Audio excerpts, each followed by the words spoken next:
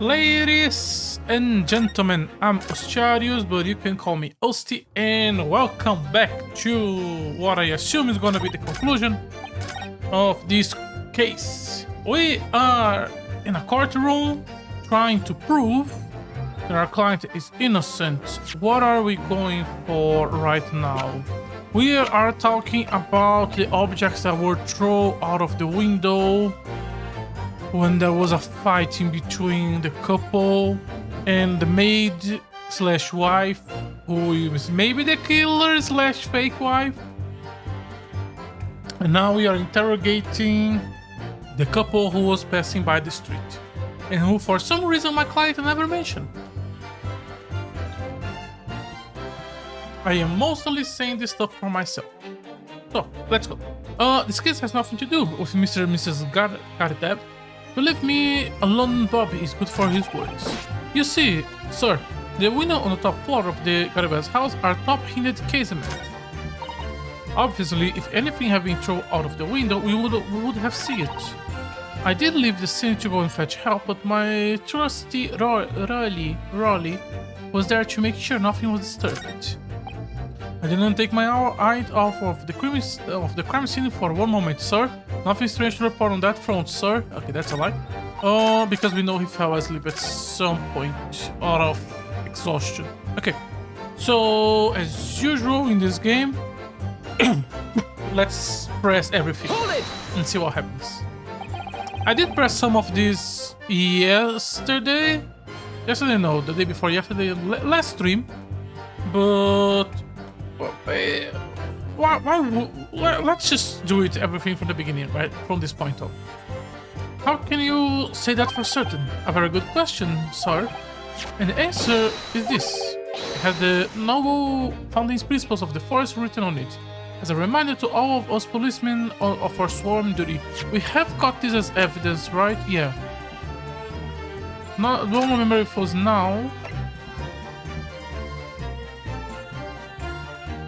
Must initial fall on the instruction of the bit which discover. Walk 20 miles. Policeman will strive to. Okay. It has the noble founding principles of the force written on it as a reminder to all us policemen of our sworn duty. He showed us that before, didn't he? Did he? To patrol the streets of. I did question that because seeing that before was not obligatory thing. You could have just gone to the segment where you show that without checking that. To patrol the streets of London town and uphold the peace of the common man. It's what the job's all about. And that is why I can stand here today besides my long-suffering wife and tell you Bob is good for his word. Just give me 1 second.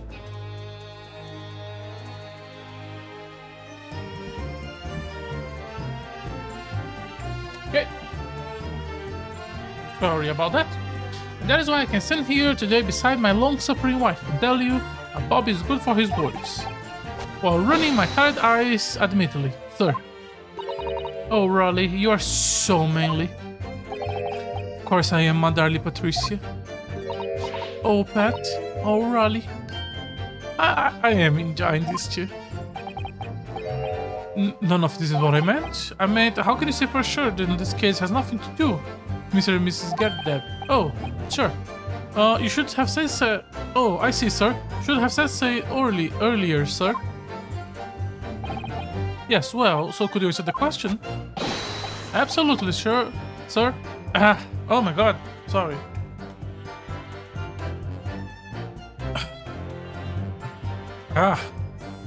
I'll answer to the fullest of my ability, sir. Sure, sir. There is a surprise reason why Miss Gardeb domestic dispute can't be related to this case. You see, sir, the windows on the top floor of the Gardeb house are top-hinted casements. We have already seen that. I think that's the last one we saw on the last stream. By which you mean they don't open fully, is that correct? Yes, sir. They're just there to allow a bit of air through the house. You see? They're just there to allow a bit of through the house, you see? So they're restricted as to how much they open. and therefore anything thrown out of the window from inside the room would simply strike the pane and fall to the street below. For clarity, allow me to mark the map. And this is the crime scene, supposedly. Here is the location where objects would have fallen. Yes, directly opposite of the scene of the crime, on the other side of the rather wide road. Oh, I have another question for you. How do you know? Why would you have any idea what sort of window Mr. and Mrs. Garrideb house is furnished with? Ah, well, sir, that's simple. You see, I helped with the investigation yesterday. There is a pursuit there. You help? In what way? Various members of the public was questioned in order to gather information about the case. That's right, sir. The sad truth is we are all overworked. So even though it wasn't under the jurisdiction of my obit, I obviously wanted to help. I see. Well, thank you. Oh, is it my turn now? Let me check that pursuit. Again, we already did that yesterday, which means we only would have this pursuit by pressing it twice. I don't like that. I really don't. There was a press before that we were able to pursue on the first try. Do you have something to add, Miss Bit? Sorry? You look at, well, delighted in there. Is there some particular reason for that? Oh, I was just remembering, that's all. We really were so lucky. Lucky? What do you mean? Well, of course I feel terrible for the poor woman who was attacked. Don't misunderstand me, please. But we're just so lucky it didn't happen on Raleigh's beat. It was so close, you see. Oh, I haven't realized it. Oh yes, that's Street Brown Road. That's the boundary between Raleigh's beat and the next one. Isn't that right, my love? Constable Beat? Oh, yes, that's right. That's the reason I was helping out to interviewing the occupants of Garibald's household yesterday. Their house is on my beat, you see. Sure, sir. Oh, that's really cutting close then. Constable, I wonder if you could clarify something. If the Garibald house is on your beat, does that mean that the pavement next to it is it as well? Outside Mr. Garibald's house? Yes, man. The pavement on that side of the road is part of my beat. I see, I wasn't aware of that. Just think, if the woman had been attacked just on the other side of the bar road, we'd never have been able to go for that meal to celebrate our wedding anniversary. But that's the life of a Bobby after all. Extraordinary people are Bobbies. Tireless working for the benefit of all Londoners. You know what I think? I think it was the good Lord way of rewarding. No! Actually, I think we did have this pursuit yesterday. Our last stream. In which case you can take my what I said before and just ignore that. I was wrong. Don't you think so, my darling? That must be it, Pat, my love. That must be it. And now it's my turn, I think. Obviously, if anything had been thrown out of the window, we would have seen it. Hold it! But according to my notes, the sun had gone down already and it was dark. Oh, but Raleigh and I was strolling along gazing at the night sky and looking for a lucky star. Sorry? The star that will guide us to eternal happiness. Did it guide you to the answer to the question? If a flaming book had cut across the sky in front of us, it would have lit up like a shooting star. I think we saw this also. And if I have seen a shooting star, I would have made a wish upon it. Let Roy be Inspector, I would have said 3 times at least. Of course. With the smog and everything, we couldn't actually see any stars. In short, are you trying to say that neither a book nor a knife crossed the sky before you? Yes, sir, that is correct, sir. As sure as the night in the sky in London is starless, sir. Certainly seems like they are telling the truth. And then we saw the poor woman fall to the ground, so we ran straight over to help her. I did leave the scene to go fetch help, but my trusty Raleigh was there to make sure nothing was covered. I really like how sometimes the final sentence of a press builds into the next dialogue. I feel like they did a phenomenon of that in some of the old games, In this one, I have noticed a few times where it feel like it doesn't fit. But that is a really small nitpick. And I don't know how much of that is the translation. Hold it! Yes, you said that you went to a nearby police box to fetch another officer, is that right? That's right, yes. If I had been on Rolly's beat, I would have known exactly where I was going, of course. Don't feel bad, my love. You can't be expected to know the location of every police box on every beat. So Rolly told me the way, only I sort of got a little lost on the way. Patricia, my darling, that's why I love you. Your terrible sense of direction is bewitching to me. Oh, Pat. Oh, Rolly. She has a bad sense of direction. Okay. So I suppose I was gone for about 15 minutes? But like I say, my Rolly was on the scene the whole time, making sure nothing was disturbed. I was off duty at the time, of course, but a true Bobby is never really off duty, sir. I didn't take my eyes off the crime scene for one moment, sir. Nothing strange to report on that front, sir. Hold it! That's the last one is where I think we are gonna hit it. Nothing to report. That's correct, sir. I have my eyes wide open the entire time, never looked away for a second. And you didn't see the person running away? No one else approached the scene and nothing was removed from it. I can swear to that on the yard's owner, sir. Really, that seems a little strange. Beg your pardon, sir. Strange, sure, sir. Seems altogether regular to me. This burned copy of Lion's Pride was originally in the Garrideb's household, so the question remains, how did it find its way to the hand of the victim? Can you shed any light on that scene as you were at the scene of the crime the entire time? Could it be a different copy, sir? One that just happens to be burned as well? Even if that's possible, why would the victim have been grabbing a book like that in her hand? As we can see from the photographic print, she have a bag over her shoulder.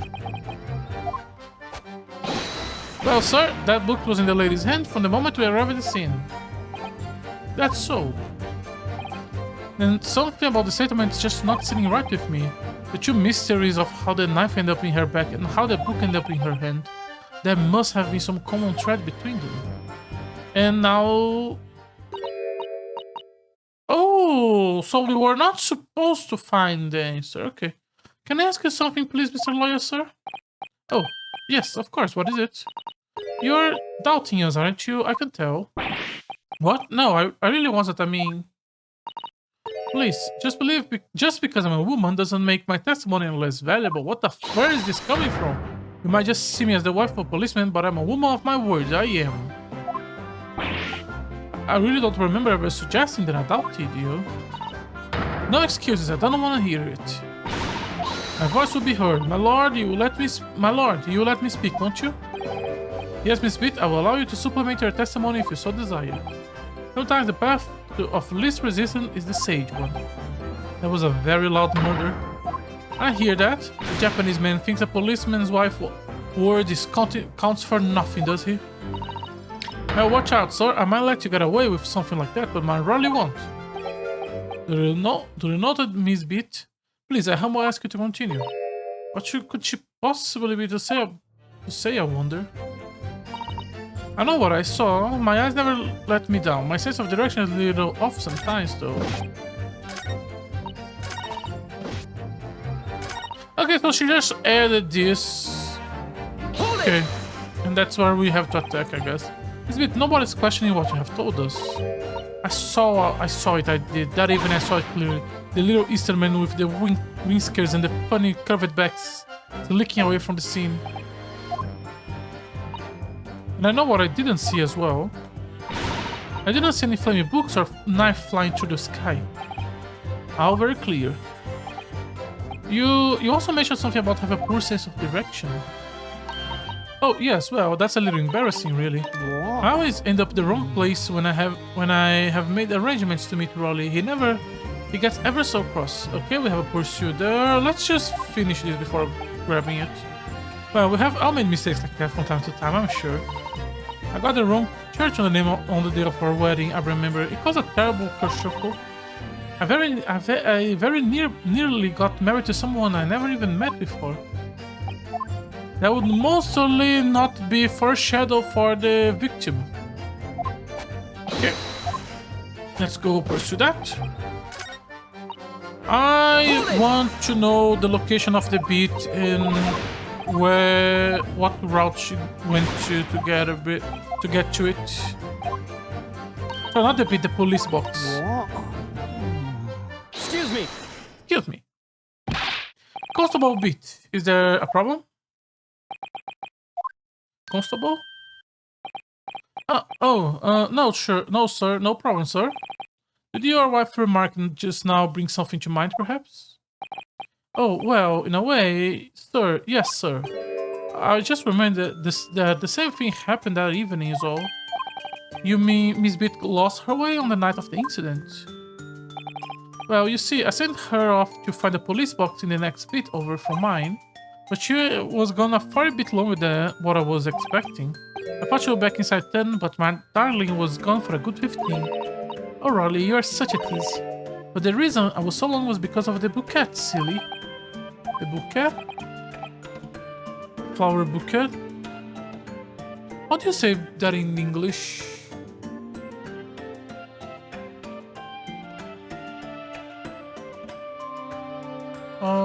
Google, are you gonna give me the button? No? Okay. In Portuguese it will be bouquet.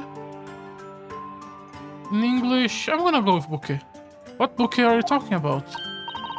Oh, it was a present for a wedding anniversary. Really so romantic. Save up for it while fartings and happenings have found in the gut. With fartings and happenings. Oh, pennies. He found in the gutter while doing his rounds. Yes, how romantic. I've forgotten all about it just now. Have you? Have you, my darling? The flower bouquet? Oh yes, but that was just between us. No talking about it to anyone else, darling. You have to promise. Really? Oh. What was that about? Possible Beat looked very obvious trouble during that exchange. What are you hiding? I'm afraid I can't offer any useful insight. On question one thing, we have to ask Miss Beat about the bouquet. Miss Beat, this bouquet you mentioned, I would like you to add the details about it to your testimony, please. Oh, really? Yeah, I would love to. You know something. What happened was I dropped bouquet and ended up losing my way for a while. Okay. What could that... No, nothing about flowers. Was there something about flowers in...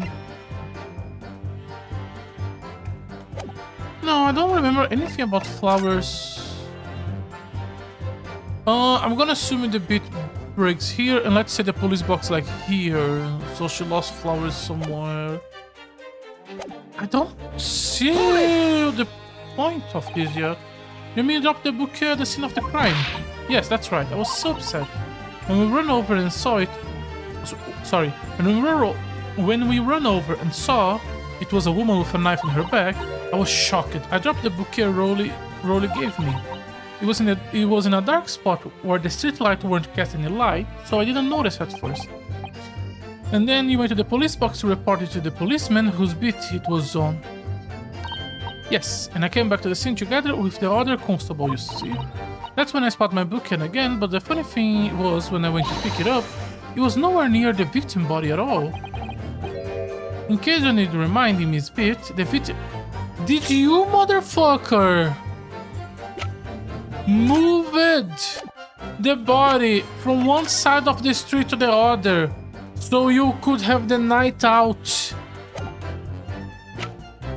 and spend with your wife, because you must assist and you must stay there, and you didn't want this shit on your territory.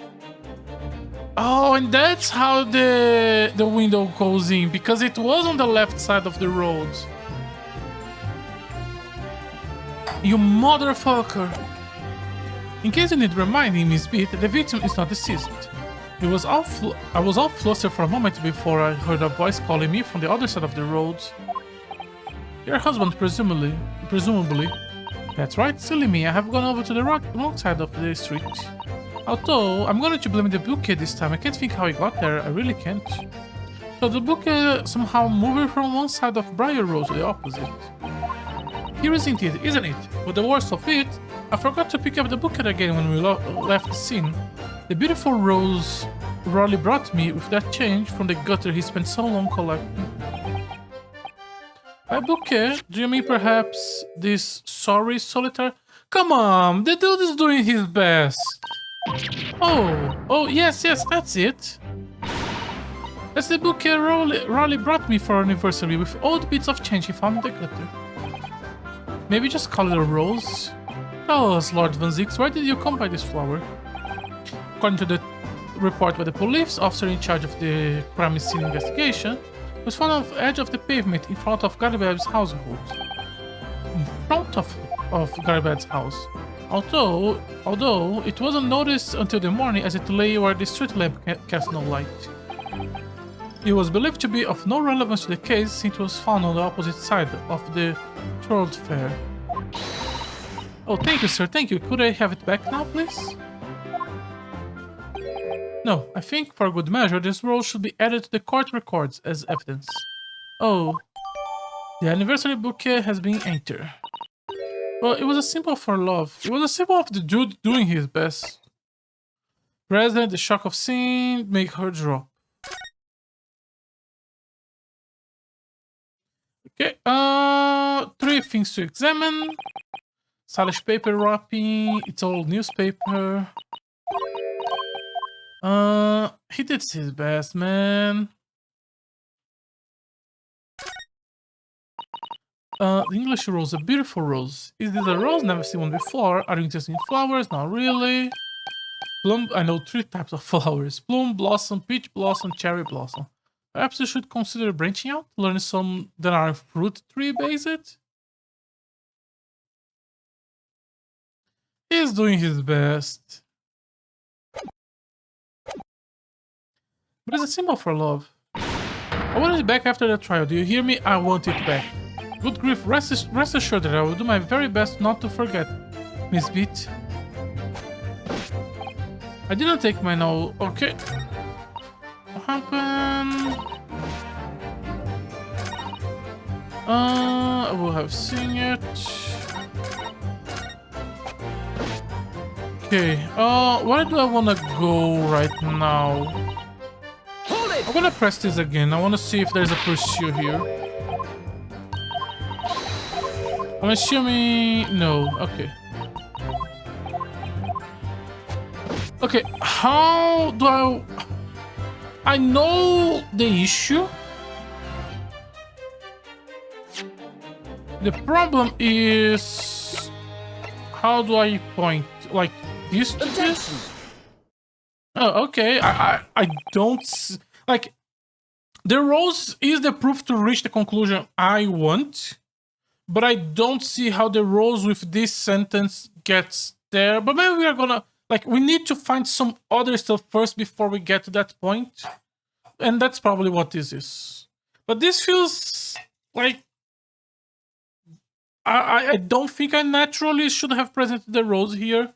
I just did that because this is the wrong sentence. And the rose was the extra item we just got, which means I just put those 2 there. Because it has to be the rose, because if not for the rose, we would be able to leave this scene without getting it. You claim Constable Beat, there was nothing to report in the 15 or so minutes you're guarding the scene. That cannot be.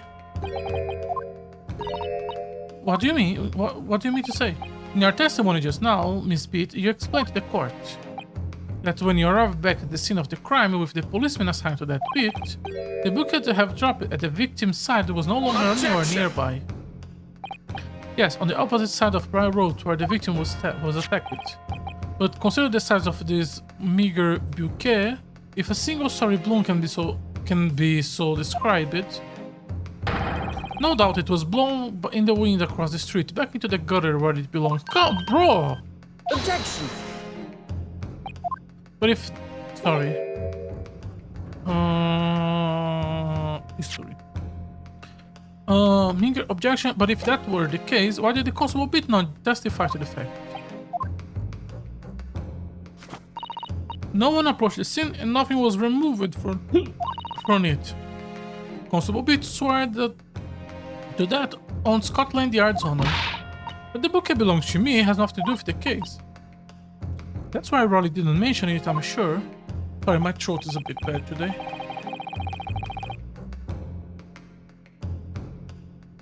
No, because sadly, it's not only our bouquet we are talking about here. More than one thing in this case is mysteriously the wrong way around. What are you talking about? Think about it. Besides Miss Beat's bouquet, there is Miss Gary Dabb's book. Miss Gary Dabb's copy of The Lion Pride, which was thrown out of the window by his wife, would have struck on the pane of the casement window and landed here on the west side of the street. And yet, it was actually found here on the opposite side of the road in the victim's hands. Meanwhile, according to the testimony we just heard, Miss Beat's bouquet should have been dropped here at the scene of the crime on the east side of the road, but in fact, it was actually found here on the opposite side of the road in front of Mr. and Miss Gary Dabb's house. There is no logical explanation for those things, unless someone deliberately moved them.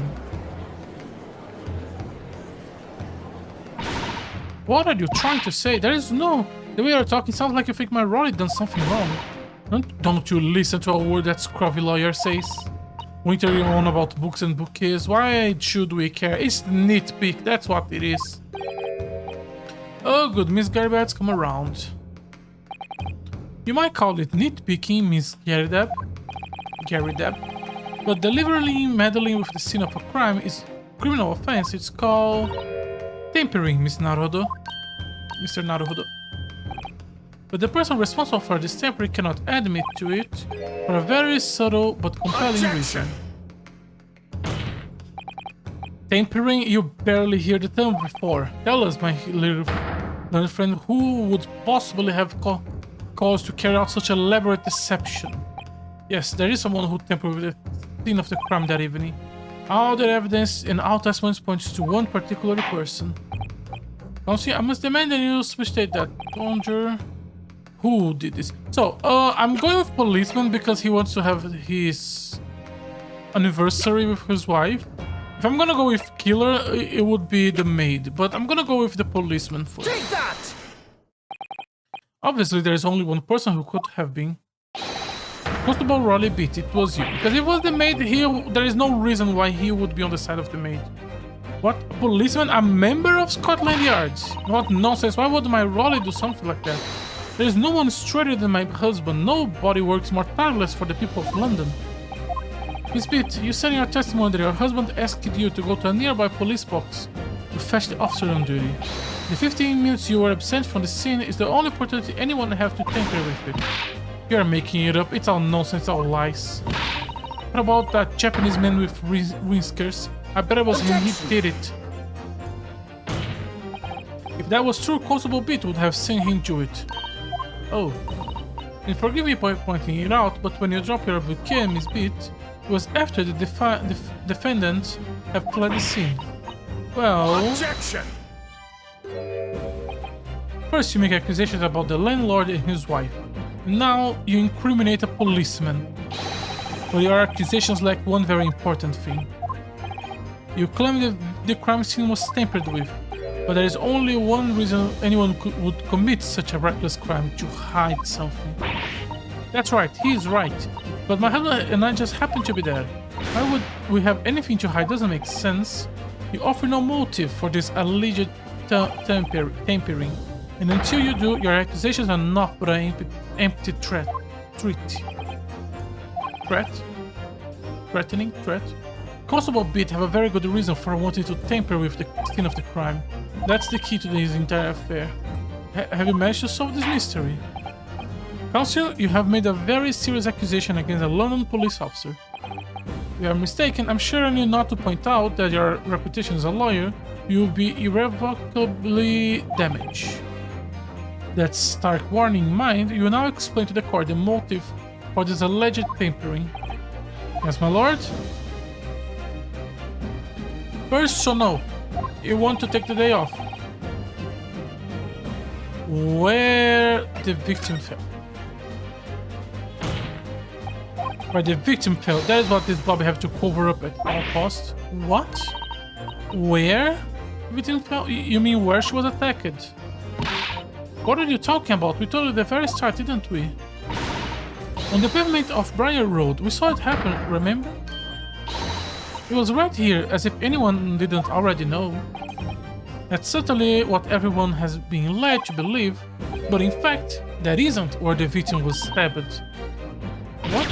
What? I'm beginning to wonder where this tumultuous trial will end, Council. If that's your assertion, then the court is dying to know, Manipone's friends. Where are you proposing the crime place actually happen? Around here. Take that! But that's the opposite side of the road. I don't understand. On the evening in question, Mr. Garibed's book fell directly down from the open window above, and her bouquet, Miss Beetle, never moved at all. What did move was the scene of the crime itself. Good gracious! Objection! Perhaps you haven't been listening to the ample testimony the court has heard, but this witness both saw the moment the attack took place. That's right, I saw it with my own eyes. It was 5 o'clock in the evening and already dark. There was a typical London fog on the ground. When you saw the incident unfold and run to the victim's aid, that was actually on the west side of Bryan Road. No, that's not true. It can't be. Constable Beatty then arranged for you to be absent for a while by sending you for help. And during that 15 minutes you were away, he transplanted the crime scene.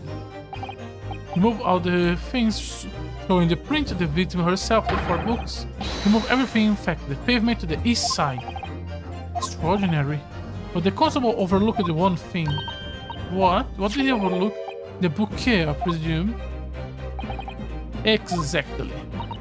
The prosecution told the courtroom just a few minutes ago about the discovery of the rose bouquet. Lord Van Zyck says it wasn't noticed until morning as a delay where the street lamp cast no light. Yes, it couldn't have been seen dark, obviously. Which is why it was only the bouquet that was found in the original position on the pavement on the west side of Bryan Road. And that is the defense theory about what happened that evening. How do you respond? Constable Rolly Beat.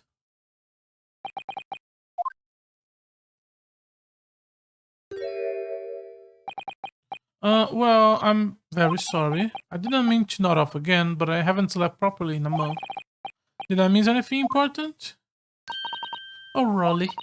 It isn't true, isn't it? What the lawyer says all lies, isn't it? I know it is, because you're the most upstanding, righteous man I know. I have a dream, a terrible dream. All the things I did that night, everything comes out, everything exposed. Only it seems it wasn't a dream at all. Good golly! There we go. So the maid is... are they being so similar? And the photo in the house being broken was both just... Okay, let's just keep going. Order, order, order. What on earth is the meaning of this? Oh, Rolly, why? Why would you do something like this? Moving a corpse is a crime offense, isn't it? Wishing the victim dead should be one too.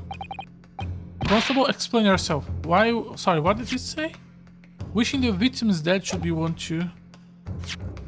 Oh, the corpse. Constable, explain yourself. Why would you do this? As a respectable member of Scotland Yard, your duty is to protect the good people of London Town. I can't say, sir. What? I really am sorry about all this. For damaging the Yard's reputation. For everything. I have a possible explanation. For why, on that particular evening, Constable Beat felt compelled to move the scene of the crime. I can think of one reason. How could you possibly know? You are foreigner presuming to understand the mind of a Scotland Yard police. Yes, and yet, Lord Von Zix, it is the foreigner who has uncovered the startling truth of the matter thus far. I believe it will be beneficial to the court to hear this extraordinary young lawyer's theory. Counsel for the defense, if you please. Yes, my lord. Now then, I think you have a better show us some evidence. At once, my lord. England, Japan makes no difference when you come from. Human emotions are the same. And I think a fairly good idea of the feeling behind this man's action. Can I change to people? No, so... Take that! Warrant card. I realize I'm a foreigner to this land, and I only just arrived from Japan, which is why all this information about London so-called Bobbies is completely new to me. I learned that through honorable patrolling the pit is the most demanding work in...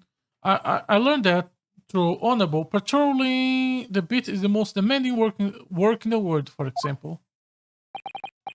Keeping the pit... Sorry. I feel like I read that sentence wrong. The true, tough, honorable. Okay. There is no doubt the young Bob is charged with a great deal to do each day, certainly. But for a possible bit, that day in question was special. Special? How? On the account of this bouquet, my lord. Yes, it was our very first wedding anniversary. Constable Beat have worked so hard to be able to afford this single gift to his wife, and was so looking forward to taking her out for a celebratory meal. When he and Miss Beat stumbled upon a crime scene along Briar Road. When he saw the shadowy figure through the fog, collapsed on the pavement ahead of them, what must have gone through the man's mind? But sir, just on that one particular day, I was looking forward to celebrating my wedding anniversary.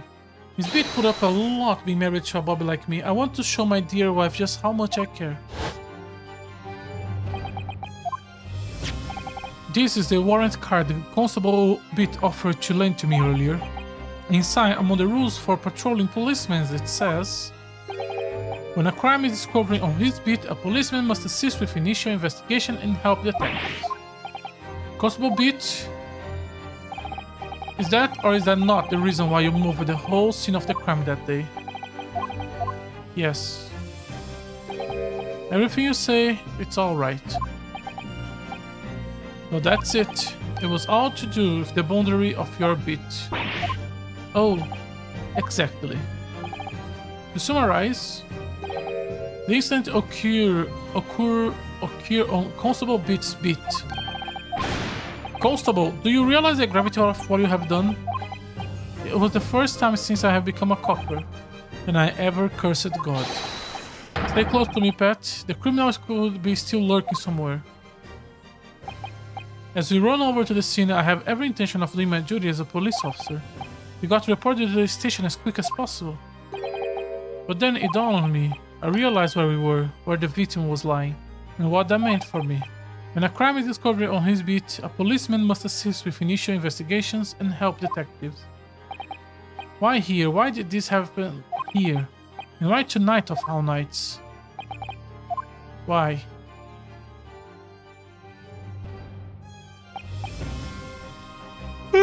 Sorry about that. It is a copper's job to guard the scene of the crime, so I told Pat that she had to go to the nearby police box and fetch whoever was on duty there. It was then when I opened my mouth to speak. It just came out. I couldn't believe the words that were coming out of my own mouth. This is the next beat next to mine, so you have to go to the police box and cover it. Turn right alongside Mercer Street and then...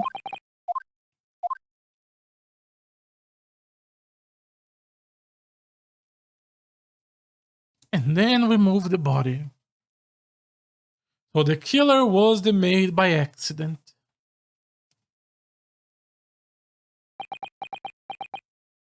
Maybe.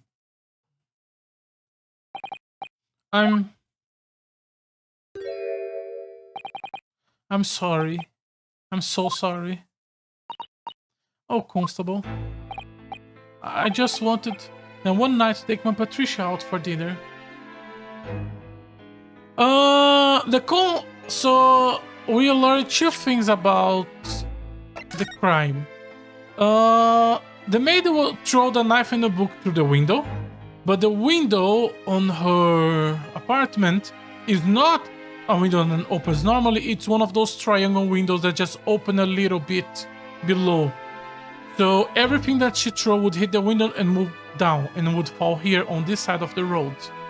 And then we discover now that the policeman actually, like his jurisdiction just cut here. And he moved the body from the left side of the road to the right side of the road. So he would be out of his jurisdiction, so he could spend his wedding anniversary with his wife instead of guarding a body the whole night. And now he's admitting to that. Just that one night, take my Patricia out for dinner. Or Raleigh. Just that one night. You knew that if the incident was on your beat, your evening of celebration would be ruined. So you decide to move the entire crime scene outside of your jurisdiction.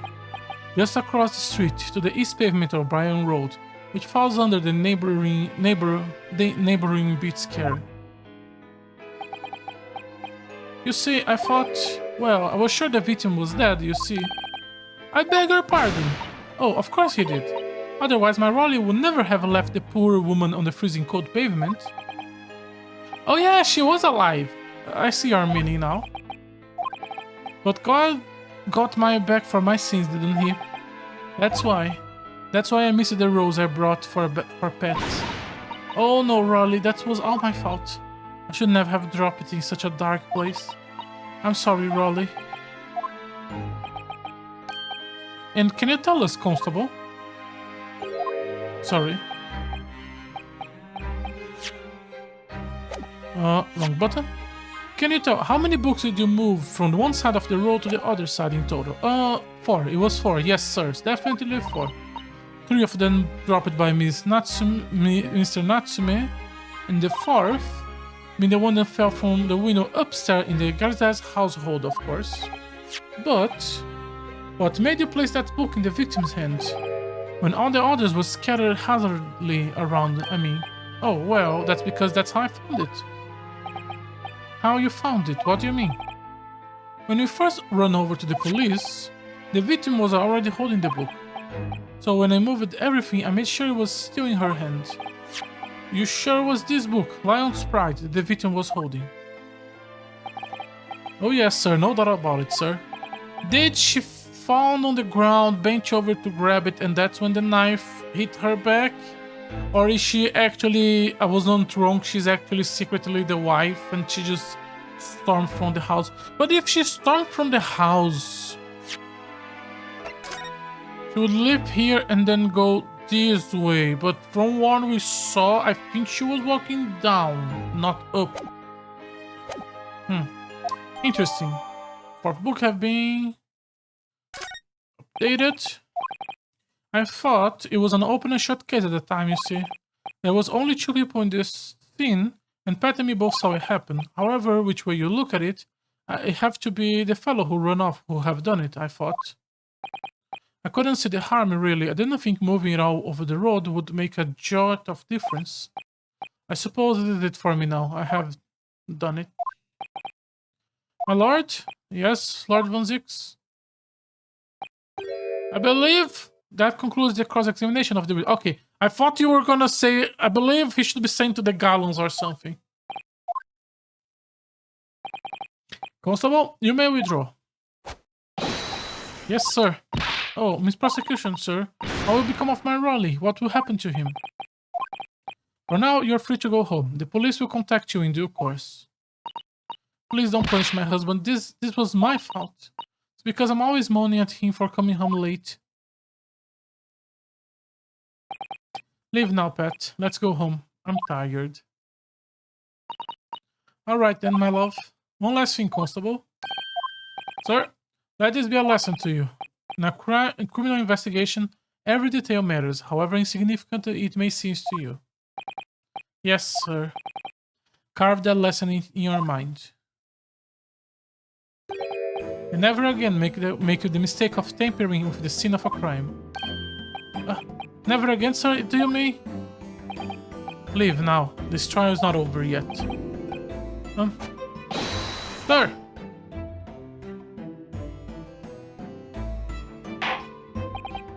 I know it's extra and would really add nothing, but I do wish they would have animations of them walking through the door into the stand and then turning around and walking away. Well, quite a startling revelation, I must say. Whoever thought of a third party transplanting the entire scene of a crime like that? Indeed, my lord, nevertheless, there are some immutable facts here, principally that the accused Miss Suzeki Natsume is the only person who have committed this crime. Objection. No, the knife is back in the menu. No, disagree. Now that we know the true scene of the incident, there is someone else. Another person who could be responsible for the knife in the victim's back. Forgive me for being presumptuous, but I believe the prosecution is probably well aware of this possibility already. Lord Van Zix, why the fuck are you playing around? Okay, name the person if you will. And if further investigation is warranted, the prosecution has no objection to the trial continue. You will name the person. I name the jury. The defense would once again like to request a cross-examination of a new witness, my lord. Once again, my assistants made the same request earlier. In order to finally reveal the truth about this case, it is imperative that we cross-examination jury number 4. Me? Oh dear me. Bro, you just say you weren't. The request has already been denied. But the situation is very different. Shut the fuck up. Miss Gardat, answer me. What do you want now, little toad? At the time of the incident, you were engaged in a violent argument with your husband, Mr. John Garideb. In the course of the argument, a minor fire was ignited, and to clear the smoke from the room, your husband opened a window that looked over Brian Road. Well, what out of it? What of it? You threw this book at your husband when he was cornered with his back against the window. Upon striking the pane of the Upon striking the pane of the open top-hinged casement window, the book plummeted directly below, finding its way to what we now know to be the true scene of the incident. Yes, as I said, what of it? During the argument, you were beside yourself with rage, like a beast. You threw not just books, but everything you could lay your hands on. So, let me ask you one more time, Miss Garideb. This knife, the one removed from the victim's back. Have you really never laid your eyes on it before?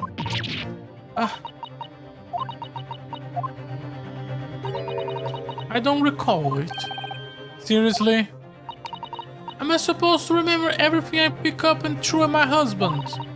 And anyway, the man over there is in order that regalia said members of the jury did not testify, didn't he? Conveniently, yes. Objection!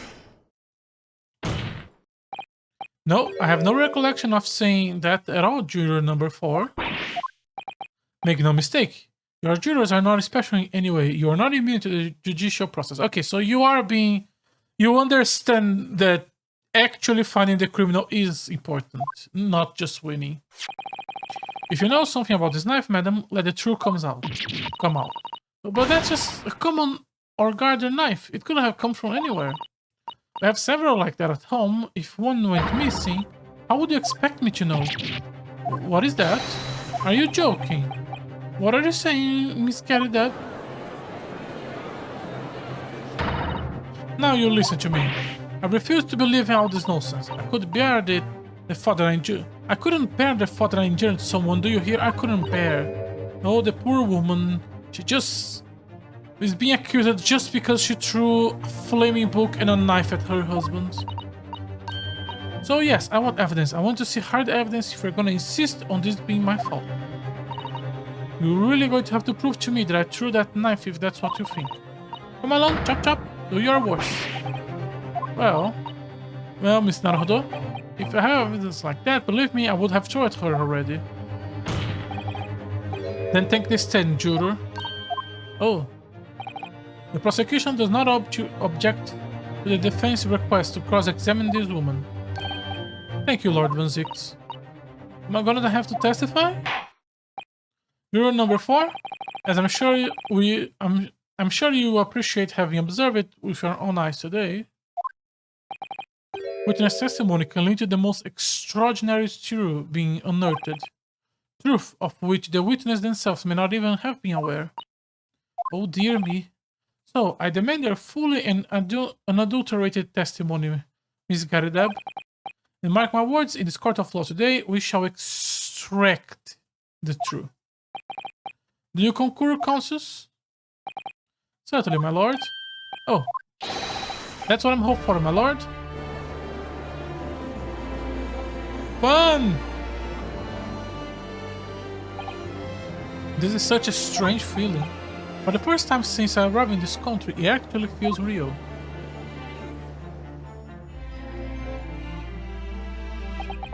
I'm here in the Old Bailey and I'm a lawyer.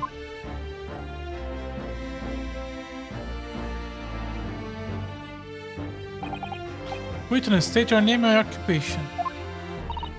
Oh, yes. My name is Joan Garidab. And I am, well, I'm a juror and such like. Sounds like even she doesn't know if she's a housewife or a maid. The court has decided your testimony is required in order to clarify matters in this case. Let me check something just for a second. How old are you? The difference in age is not that big. The court has decided your testimony is required in order to clarify matters in this case. Do you understand, madam? Yes, my lord. You will tell the court everything that took place in your household on the evening in question. And I warn you, do not attempt to hide the truth. Oh, dear me. Chill up, Johnny, nothing to worry about. Aww. She's destroying your life and you don't even know. I didn't know you were here, John. Wasn't the only one in the room that day, old thing, was it? Rather think I ought to testify as well, don't you? But then what about your new dear? He brought the medal! Don't worry about it, hardly notice it.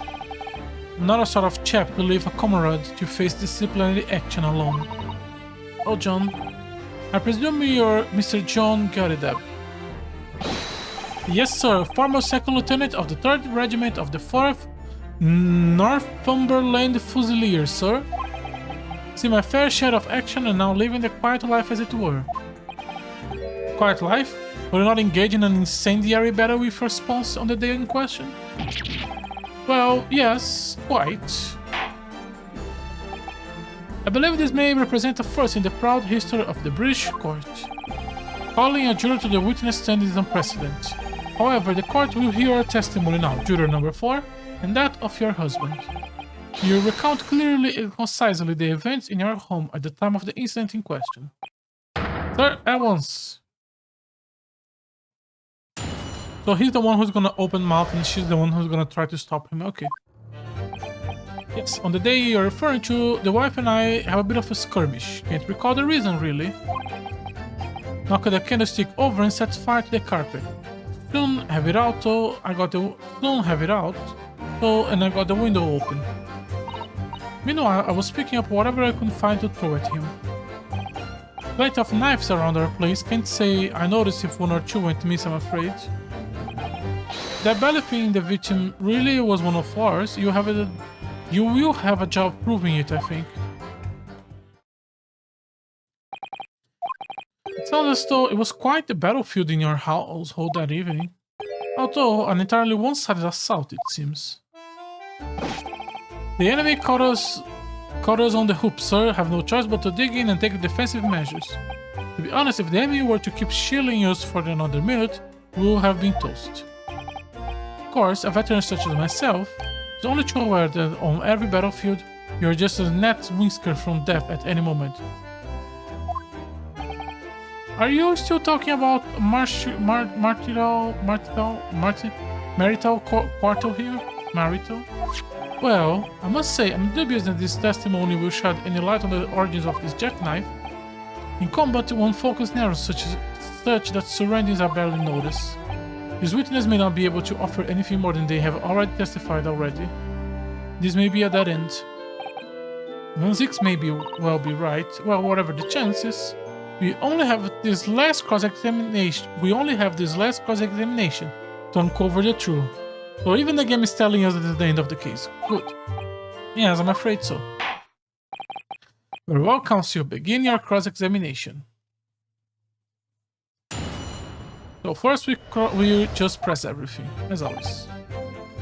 Press. The reason is what you told us yesterday, I believe. Yes, that's right. If I remember correctly, it's all because of a note that was stuck in a page of a book belonging to Mr. Gardev. The broken tip will come up somewhere. Oh yeah!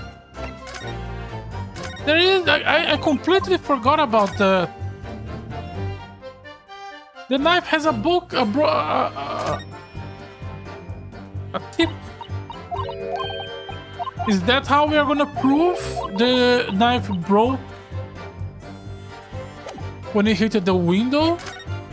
Is there something in the scene of the crime that could look like a tip?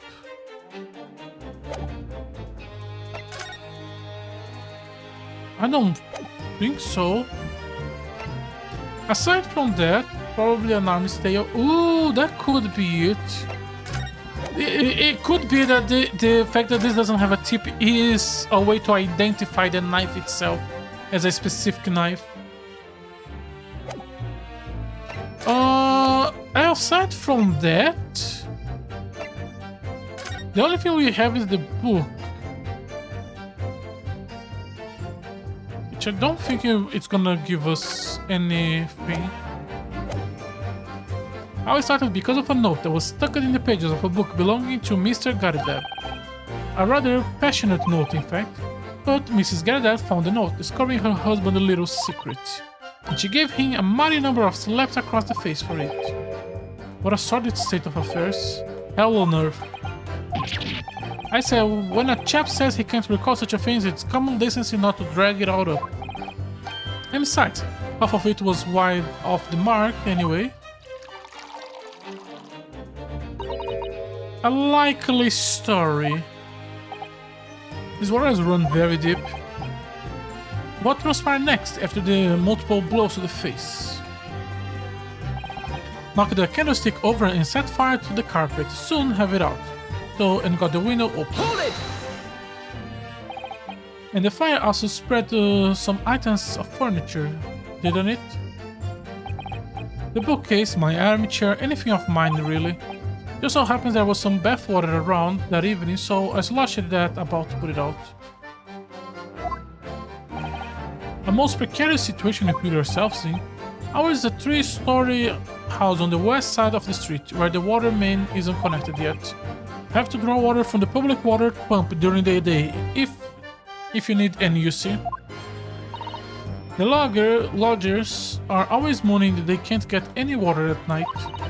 Although, the little mustard Japanese man buys water in bottles, I believe.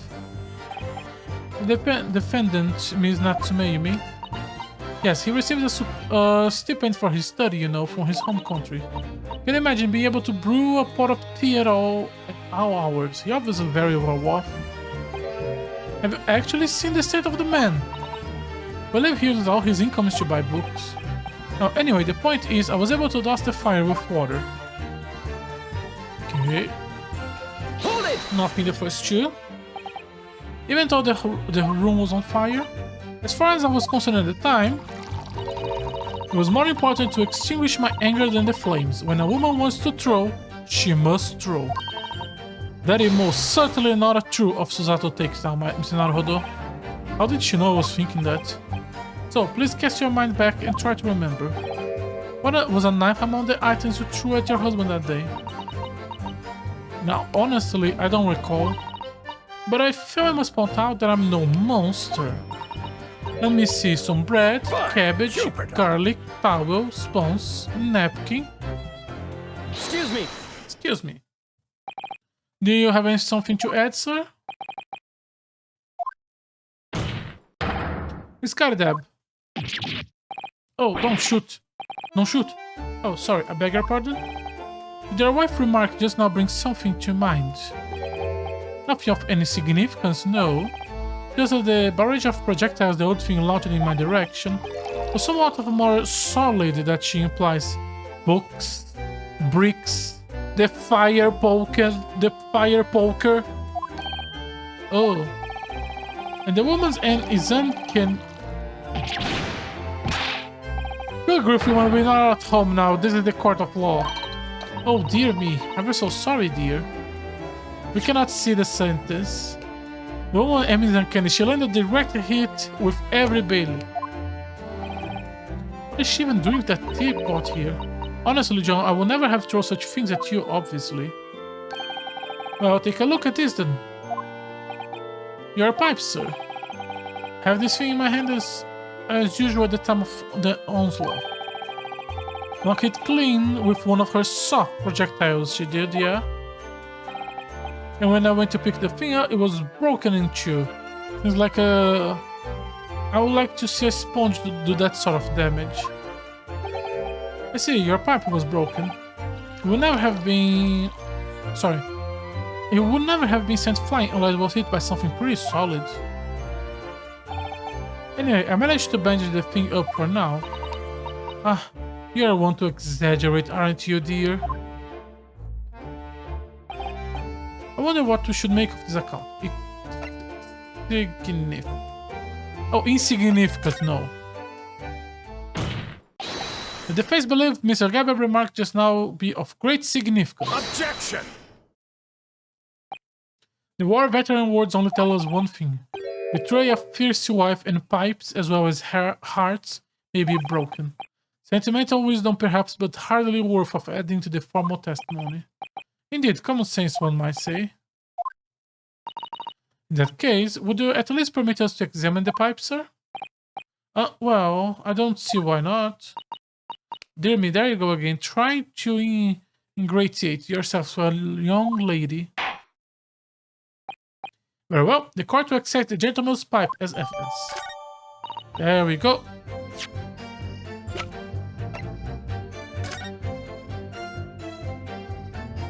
There is a knife wound here. Sneak out the bowl here. Look, it appears to have been made recently. I see how there are little scraps and dents all over. Clearly well-loved pipe. Seems to me then being well-loved. Go this particularly nick because it's new. Oh, there is the tip of the knife. Something stuck in here. Let's turn over. I consider for a second that it could be in the inside of the pipe, but I decided to not say it because that would mean he was smoking metal, and I thought there is no fucking way he wouldn't notice metal inside his pipe, but I guess he didn't. Look like the tip of a blade or something. The tip of a blade surely couldn't be. And they're broken. This is the tip of metal, look at the tip of a blade. There's something, would be wise to examine something else. Can we connect both somehow? Do we get an updated report now that we see it? Oh, looks like it's just a tip. The tip. Part of me could be wrong, but I got a feeling. Okay, yeah, now it's updated. It's a perfect fit, somehow I just knew it. Okay, so now it's updated. The phone has been broken and is on his pipe. Oh, just feel disappointed that your request was turned down. It's fine. We got the evidence. Plenty of nights around. Can't sense I noticed if one or two went missing. The buff in the victim back really once, you have a job proving it. And present. Do we present the tip? Or do we present the knife? Let's present the tip. No, let's present the knife. Objection! Okay, I thought it was gonna be the knife and then they're gonna know... Ask... How, wait, how? And then you would present the tip. Okay, I guess maybe it's the other way around. Objection! It's the other way around. Okay. Miss Garidab, could I ask you to take a good look at this, please? You can ask, but I can't see a belly thing. You can't. You used to call me that I dab back in the regiment course, but that was some time ago. Even when I'm trying to enjoy a large print book by the fire these days, I struggle to tell a B from a D and a P from a key, to be honest. Oh, he does. Dear me, it's rather wearing being asked about every other letter in every other word. You must be very busy. I'm not pretending that. What is that? A tiny scrap of metal. Yes, almost certainly from the tip of a blade. And what may appear at first to be just a tiny scrap, it is in fact a crucial piece of evidence. Interesting. And where did the defense come by this evidence? It was lodged in the chamber of Miss Garidab's pipe. My pipe? By jolly, I wonder how it got there. What precisely does this fragment of metal signify, Council? Are you suggesting that this is in some way related to the matter of stabbing on Briar Road?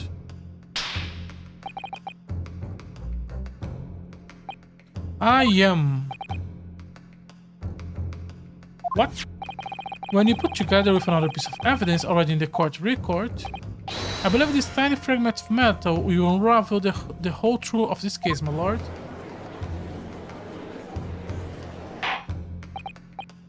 You appear rather confident in that extraordinary statement, Consul. Very well, present the pertinent evidence. Okay, so I thought it was going to be the other way around. This is the knife that was found in the victim's back. If you look closely, you see that there's a small piece of the tip of the blade that is missing. A common issue with the inferior blade sold at the unsavory street markets. Criminals who use them regularly leave the tips lodged in their victims' bones. In what of this particular knife? No doubt this tip has suffered a similar fate. Now languished somewhere near the spine of the victim. Objection! No, that's not the case. The tip of this particular blade is the very fragment of metal we discovered in the chamber of Miss Garidab's pipe. Oh, he took a hit. Good grip, Lord Van Zix. I don't believe it. The knife for the crime scene and this fragment of metal are a perfect match. Good golly gosh. I'm assuming this is gonna be the end of the trial. This was a fun trial. Is this some sort of Eastern sorcery? This is no magic, my lord.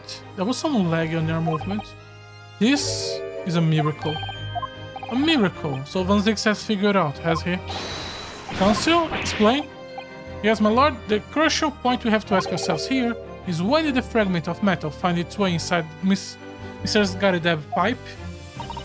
Something that was clarified for us in the most recent witness testimony. I have this thing in my hand as usual at the time of the onslaught. Knock it clean out with one of her soft projectiles, she did, yes. It would never have been sent flying unless it was hit by something pretty solid. Oh dear me. During the argument between the children and curious as the victim was on the pavement below, Miss Garidab flung this knife at her husband. However, the knife missed Mr. Garidab instead, hitting the pipe on his hand at the time, which caused the tip to break off, of course. Good lord, yes, and that is when the tip of the blade found its way inside the Mr. Garidab's pipe.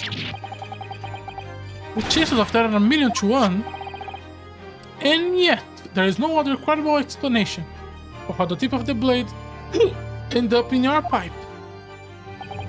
Then, after losing the tip, the knife ricocheted off the pipe and flew out the open window. In short, this knife, which fell from the window of the Garidab house, is the very same knife that struck the victim in the middle of the back on the street below. Oh gosh, oh dear. Oh no, no, no. Ah, oh, his outfit is destroyed and she has a ball. That's cute.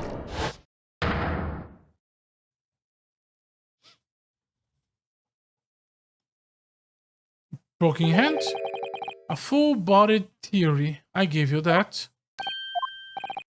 A complex bouquet of seemingly trivial points, plausible, arranged to create an almost possible vintage. Allow me to toast my learned friend in characteristically Nipponese approach to bottling his argument. Bottling. Sorry? But after all, it's just a theory. A game's theory. Because you see, it is spoiled by an insurmountable inconsistency. Insurmountable what? Lord Van Zix, explain yourself. What is this inconsistently you claim to have identified?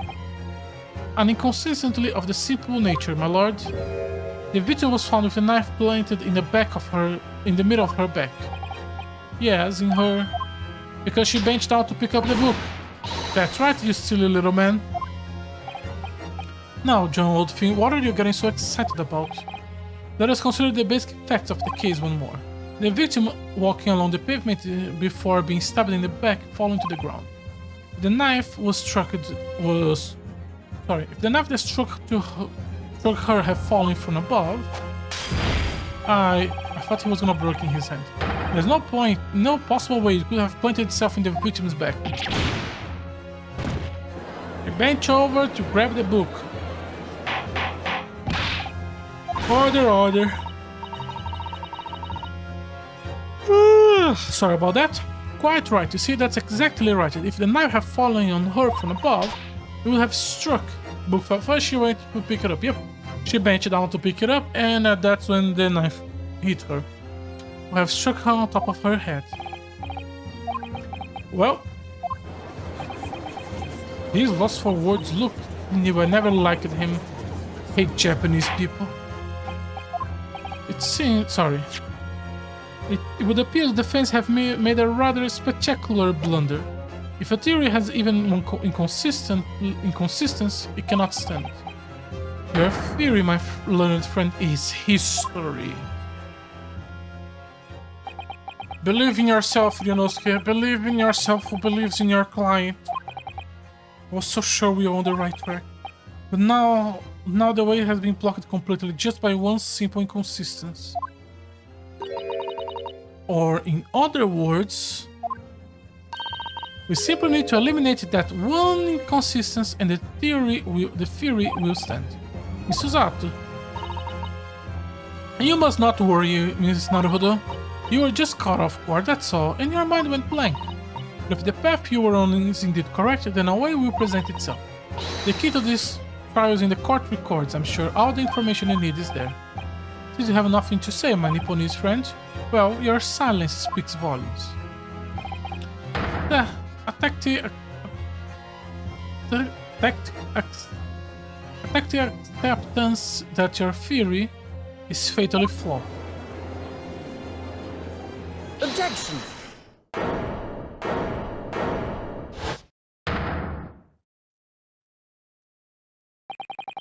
Is inconsistency doesn't mean... it means I need to sharpen my mind and dig deeper for the truth. It's a test. Yes. With the katana, if the knife fell to the victim from above, there is no way that it could have hit her in the middle of her back. Under normal circumstances, that is.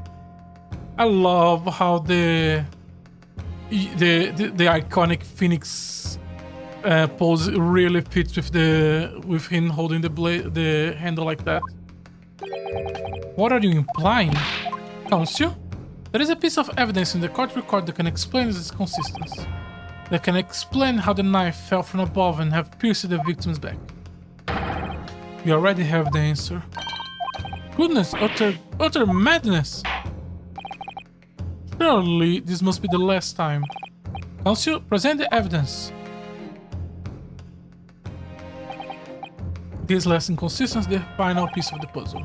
That can successfully make sense, the truth will lay bare.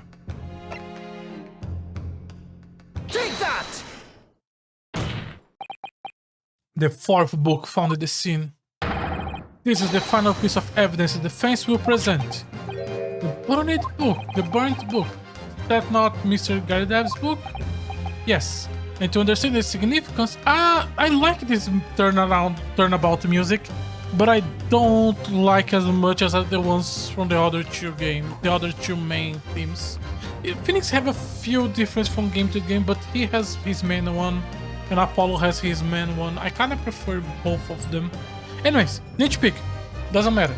And to understand its significance, we have to consider how it came to be at the scene in the first place. This photographic print clearly shows the book in question, and the victim is holding her hand. But as we now know, it was the police constable that put the book between her fingers like that. Quite so, as part of this wholesale transplanting of the crime scene to the opposite side of the road. That is true, however. As part of his testimony, Constable Beat made an extremely enlightening statement on that point. But, okay, this literally just happened. It makes sense to show the flashback, but at the same time I'm gonna skip it. In other words, the victim have already picked the book up of her own volition.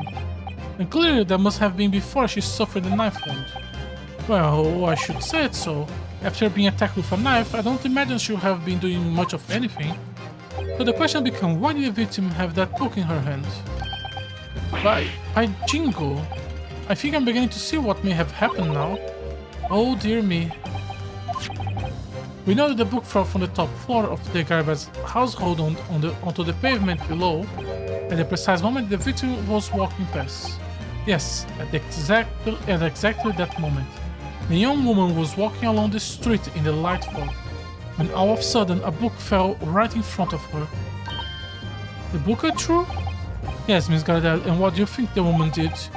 What would you do if you're walking along and suddenly a book on fire landed in front of you? Well, I can't imagine, but I suppose you might have reached down. Aww, she looks so innocent. And pick up the book. Yes, that's exactly what the woman did. She picked up the book. Oh, and if she didn't, the knife would stab her in the top of her head. And when the woman reached down to pick the fallen book, what possibly would land on her back? That's right, facing the sky completely and utterly defenseless. Then, in that very moment, while the woman was still bent over picking up the book, the next object that fell from the room above, the jackknife straight into the middle of her back. And at the same time, walking by chance directly behind Miss Karin, was the defendant, Mr. Soseki Natsume. Well, never. It appears Mrs. Natsume, and the woman simply collapsed on the floor. In the darkened fog, he didn't see the knife falling to her from above. And from the other direction, the constable and his wife saw no one but the victim, her apparent attacker. So there never was a real culprit to run from the scene in the first place. No, it was nothing more than a series of unlikely events that culminated in an unfortunate accident. And that is the real truth behind this case. Was a fun trial. Well, Miss Garideb. The very first time you showed me that knife, I have my suspicions. I wonder if perhaps it might have been something like that. There would be. Poor Miss Garideb. Of course, I never meant for anything of that sort to happen, but it was all my fault, wasn't it? I take full responsibility. I let my anger get the better of me and threw that book. And I threw the knife as well. And the fire picker. John dear, it's alright, I know. I'm ever so sorry. Truly. I'm sorry. That's the second. That's the second murder killer in this game that honestly it was an accident.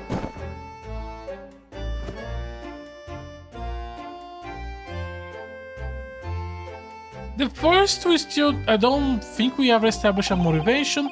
Number 2 and 4 was an accident. And number 3 was Mr. Justice trying to incriminate a good gentleman. Lord Van Zix, what news of Mrs. Gardeb? She's been taken to the infirmary. It would appear that the event have left her in a especially flustered state. However, I believe she will recover in due course. There is no cause for concern. Yes, unbeknownst to themselves, they caused what could easily have been a terrible tragedy. They shall have to prepare themselves for the consequences of their actions. There is some good news, however, my lord. I have just word from the hospital where the victim is being treated. Her condition is improving steadily, and the doctor believes she will regain conscience soon. Strange, we've been talking about the victim all this time, but we never once met her. How wonderful, the woman is out of danger, it seems. Yes, that is good news. So, Mr. Zeki Natsume?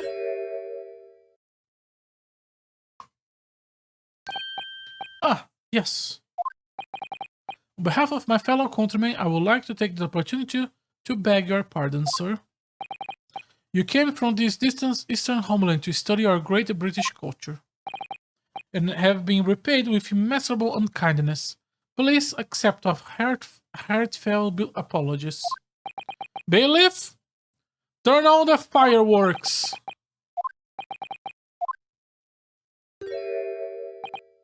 No, it was me who should be begging your pardon. Oh, no, Miss Natsume. That evening, even when the young woman just collapsed on the pavement before me, I jumped to the wrong conclusion again in my confusion. What confusion, sir? I was sure the woman was dead. Yes, Constable Beach said the same thing, didn't he? He thought she had been killed, too. I suppose she must have looked completely lifeless.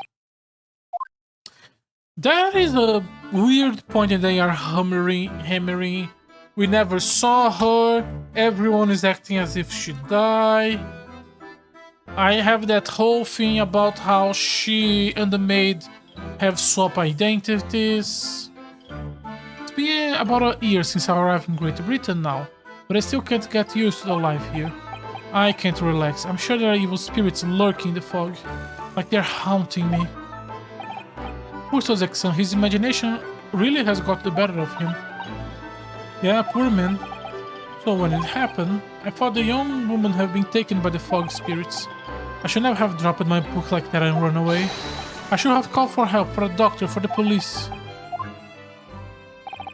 Instead, I managed to create a rift in the relationship of trust between your two empires. And for that, I'm truly sorry.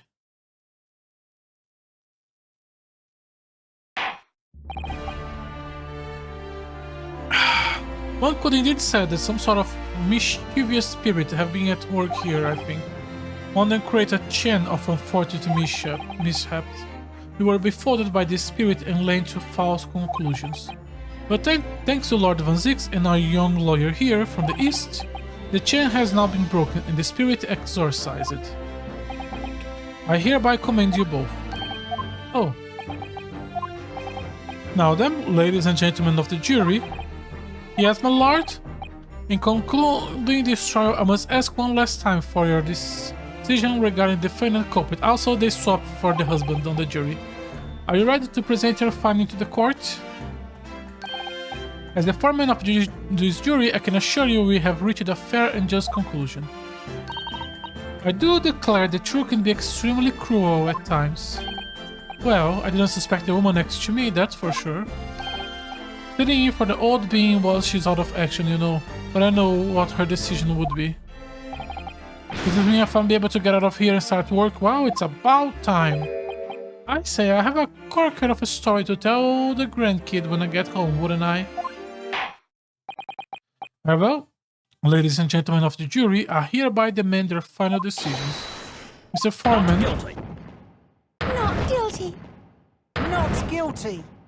Not guilty. Not guilty. Not guilty.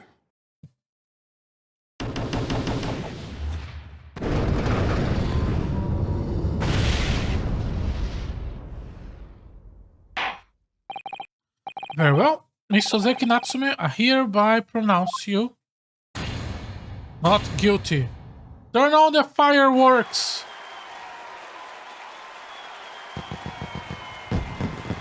Yeah! Firework court!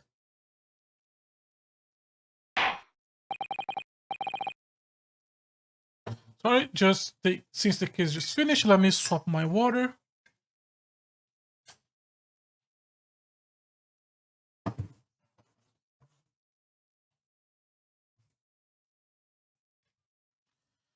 Okay. And finally, Mr. Natsume. Oh, yes, Lord Sir. You are now a free man once more. It is my hope that you continue to further your education in in British culture. And may you never again be brought before me. Sorry, I'm just touching my microphone.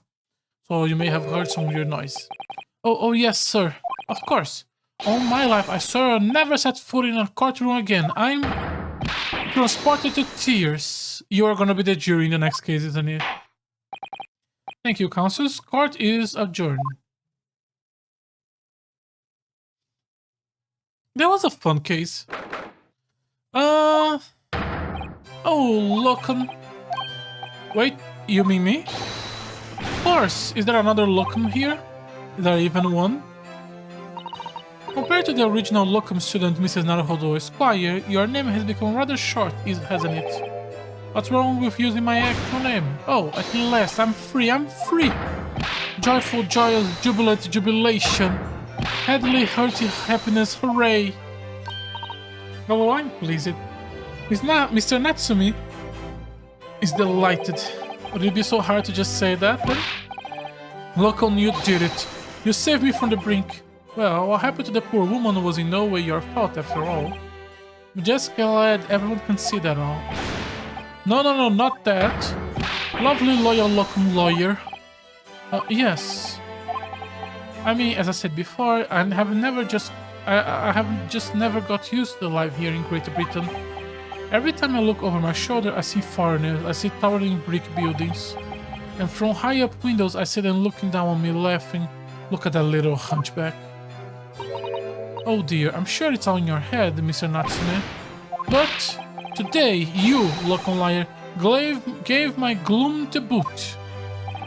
You stood firm behind that baronial bench before all those babbling British. You battled to the bitter end, laying bare the baffling truth. And when I beheaded the blindly fireworks among the beams of the Bailey roof, I behold the best barrister ever born. Well, that's very flattering, and we are very pleased for you. This has given me a wonderful anecdote to recount to my old friends back in Japan. An anecdote? Is that what become of all my hard work? There you are, my dear fellas. Apologies for keeping you waiting. I rose late this morning. Oh, Mr. Sholmes, what pleasure to see you. I see I'm here not a moment too soon. A disaster has been averted, I'm glad to say. Oh.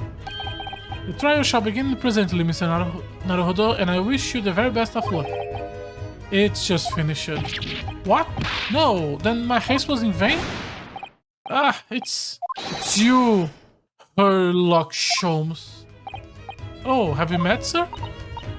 This is Mr. Natsume. The man you have arrested, Mr. Sholmes. Oh, I see. I failed to recognize you at first. Our previous encounters have taken place in the gloom. Either your blank logins or at that prison cell. I simply couldn't place that curious face in the light. Charming. That is all your fault, Sherlock Sholmes. You're the reason I have to go through this terrible ordeal. I'm gonna give you a piece of my mind. I apologize, sir, but I assure you I have placed you now. You're the fellow who abandoned the poor young lady and run off, are you not? Have she been taken to the hospital more urgently?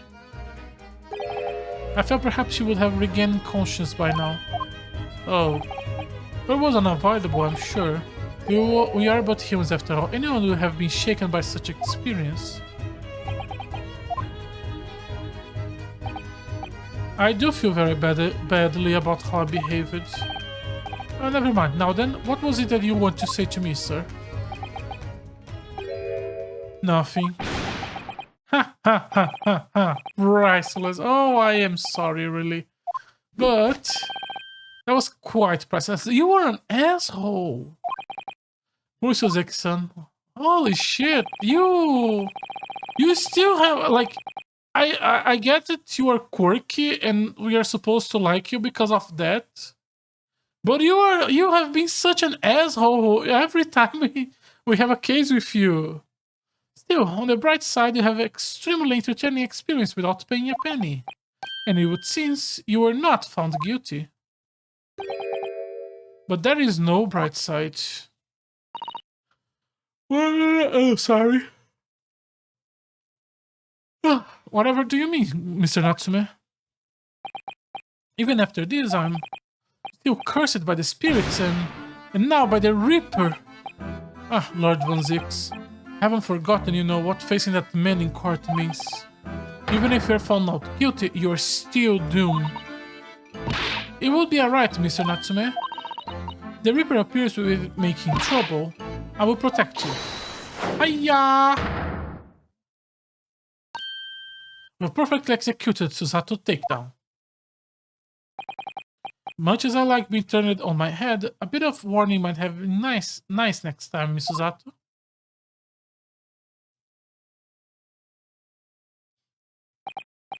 So, Mr. Natsume, what do you intend to do now?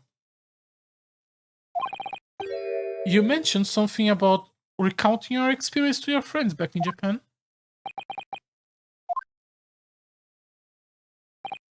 Yes, I intended to return to my homeland soon. Oh. It has already been years since I arrived here in Great Britain. I have visited universities, library, bookshops. I have honored with tutelage of professors. I have learned so much about the wealth of literature here and the city it has shaped. I have come to realize that it is my calling to sail home and tell my fellow countrymen about it. That's very touching, Mr. Natsume. Oh, in perhaps less veiled terms, you wish to withdraw halfway around the world to escape the terrors of the Reaper curse. That's not it at all. The more I learn of literature, the more these strange feelings claws at my inside. I feel compelled to return to my roots and attempt to pen a work of my own. Oh, I see. A work of literature by Miss Suzeki-san? Would be an interesting read.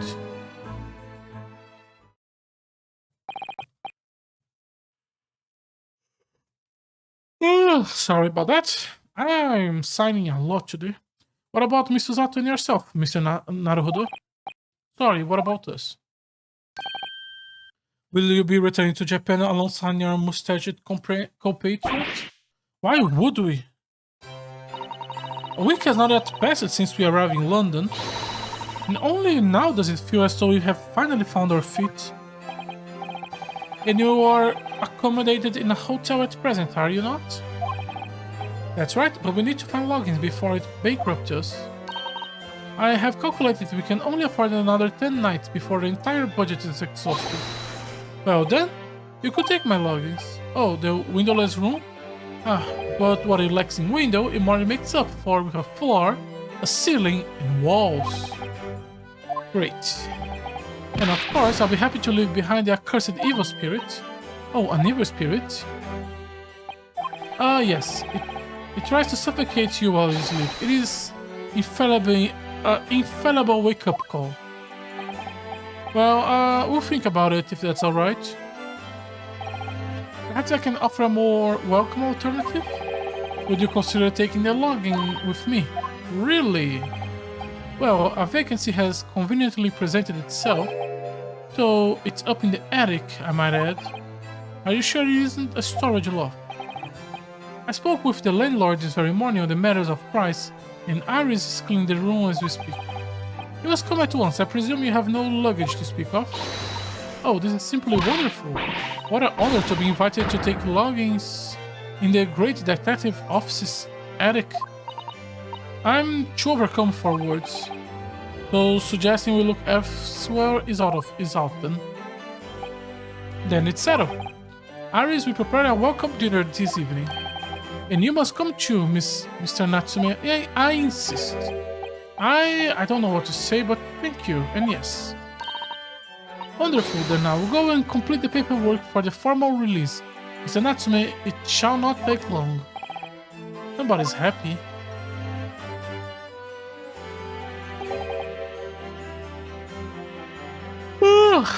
Welcome.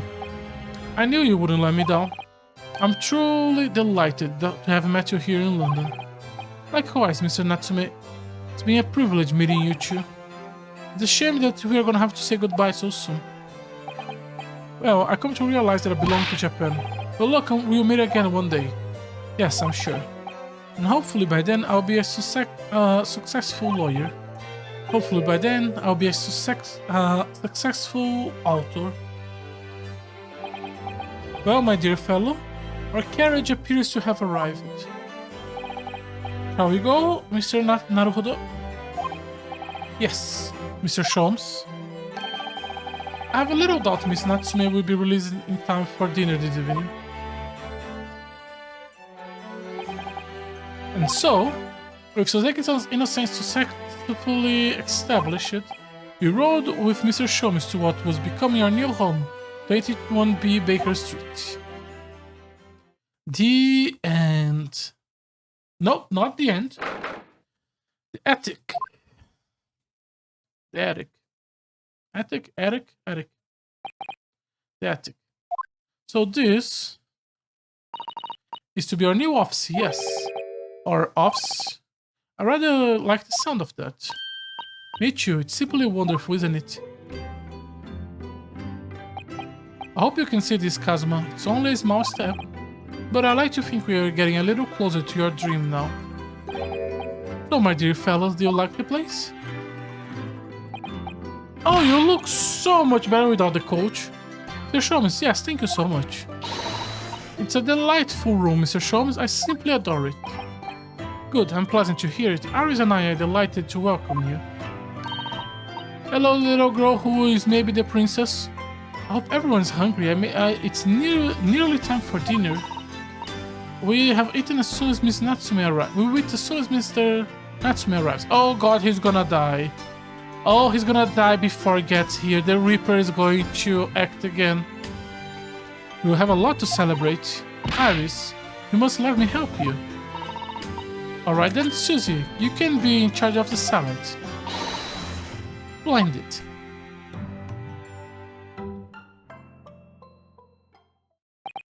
So, Mr. Naruhodo, how does it feel to have your own office in the capital? It's very exciting, actually. I can't help wondering what adventures await us. Ah! And those were precisely my sentiments when I first established my office at this premises. Until I discovered the dark truth about the city of London, that is. Sorry?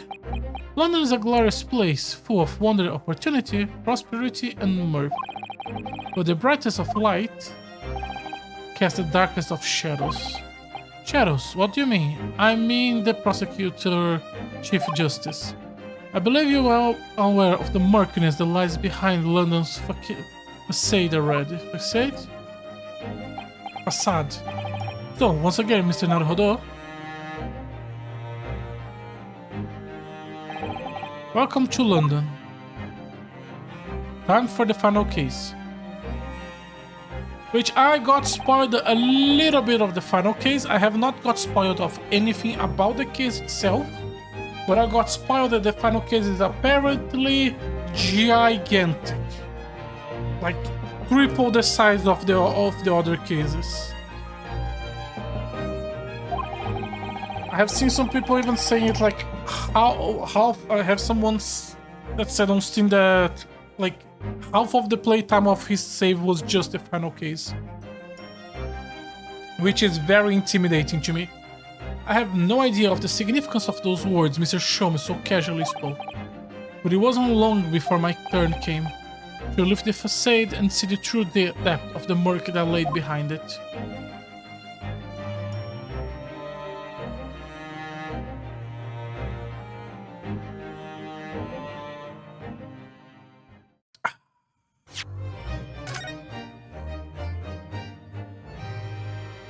I am a bit curious because, like, how many hours have we spent at this point in this game? Like, a good 15. And let's say the final case is 10 hours. That's 25. Hmm. I have seen people saying 15 to 20 hours for the final case. I have seen people say that both of the games together, this and the sequel, are 50 hours long. So assuming this game was gonna be around 25 hours. But I'm pretty sure we are about to be really close to 20 hours already. Okay. The adventure of the unspeakable story. We are still midway to the stream, so let's start the case. I'm not gonna stop here. It's too early to stop. It's coming! Sholmes's cry pierced through the thick wall of fog around us. Wisps of vapor flowed over the pistol as I cocked it, and I waited, breathlessly, in the stillness. The silence lasted for what seemed an eternity, until, at last, it appeared. From the shadows of the cloud, an enormous beast sprang out upon us. A hound it was, but not such a hound as any mortal has ever seen.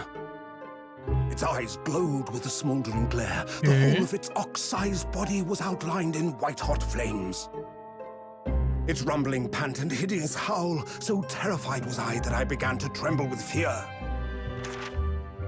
"Look well, Wilson," Sholmes declared, gazing upon the mystical beast. "For this is the diabolical hound of the Baskervilles." Okay, the Hound of the Baskervilles, okay. Our first 2 months in London passed by in a flash. Ooh, flash forward. Time skip, I guess. The discovery arc. Actually, I'm gonna take I'll be right back. I'm gonna take a 1-minute break.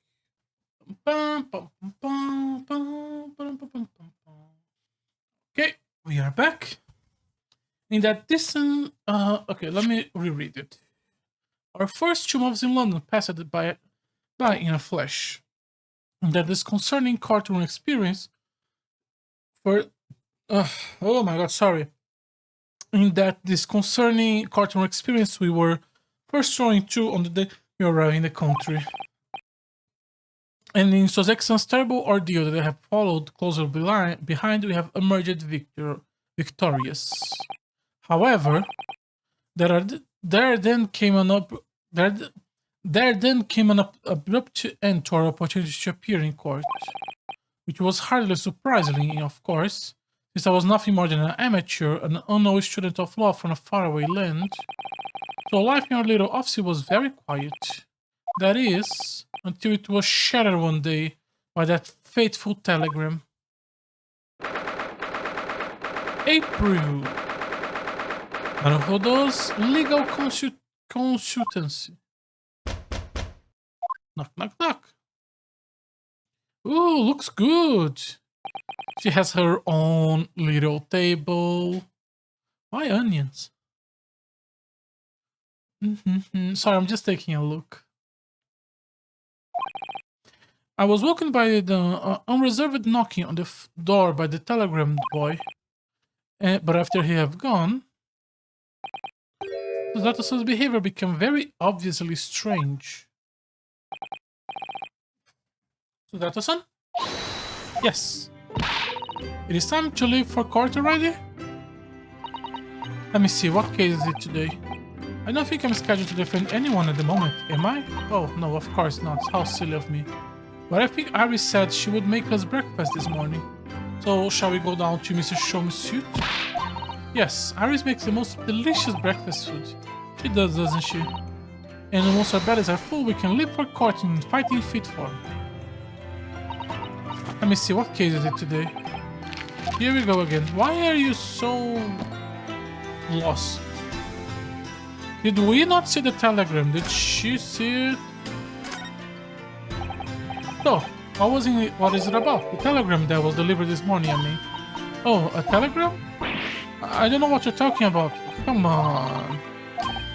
Sorry, but you're not gonna get away with that. Well, I didn't think I would. Actually, don't give it a moment's thought. It's nothing interesting, boring in fact. Just a boring old telegram. It's 3 times now she tried and failed to convince me it was nothing. I promise that I will tell you about you at some point. Would you, like, I really hope the game gives me an actual reason why whatever is the issue couldn't have just be said here. Alright, I understand. The plot requires me to not know.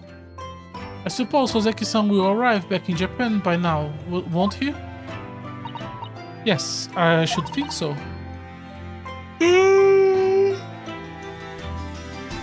Sorry. He left immediately after the terrible ordeal, so he did survive, okay. Which would mean he should have completed the voyage already, and be just a few days away. A fortnight ago, we have that very long telegram from him, do you remember? Complaining of seasickness. But by and large, since the voyage have been going well, there's nothing wrong, Naruhodo-san.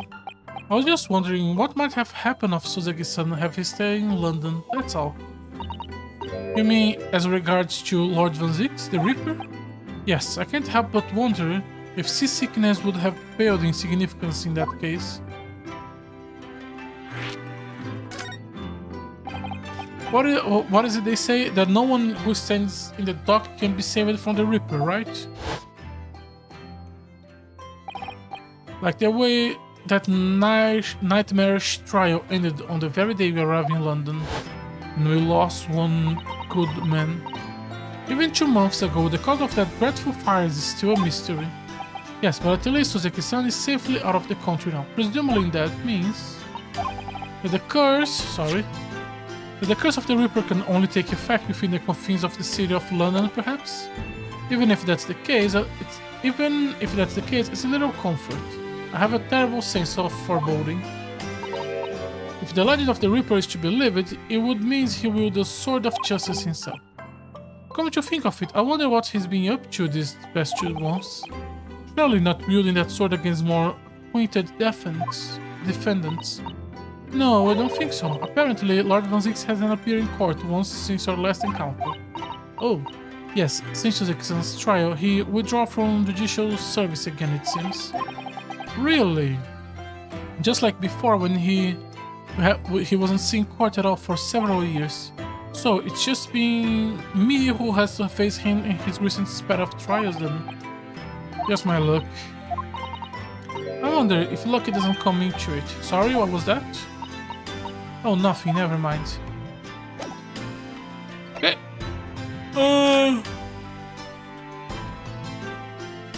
Oh, a stepladder. I'm investigating through it, but I can't find anything out of place. There is a step ladder here. Do I wanna waste time checking things? Nah.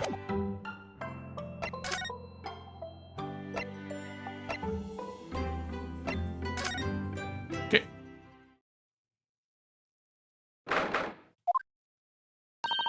Morning, Ruto. Morning, Susie. Good morning, Harris. What the fuck are you doing, shows? What the fuck is this bad music? Harris? What is it, Runa? What is this terrible noise? It sounds like a cat being strangled. Oh, yes, you noticed that, did you? Early isn't in the best form this morning, it seems.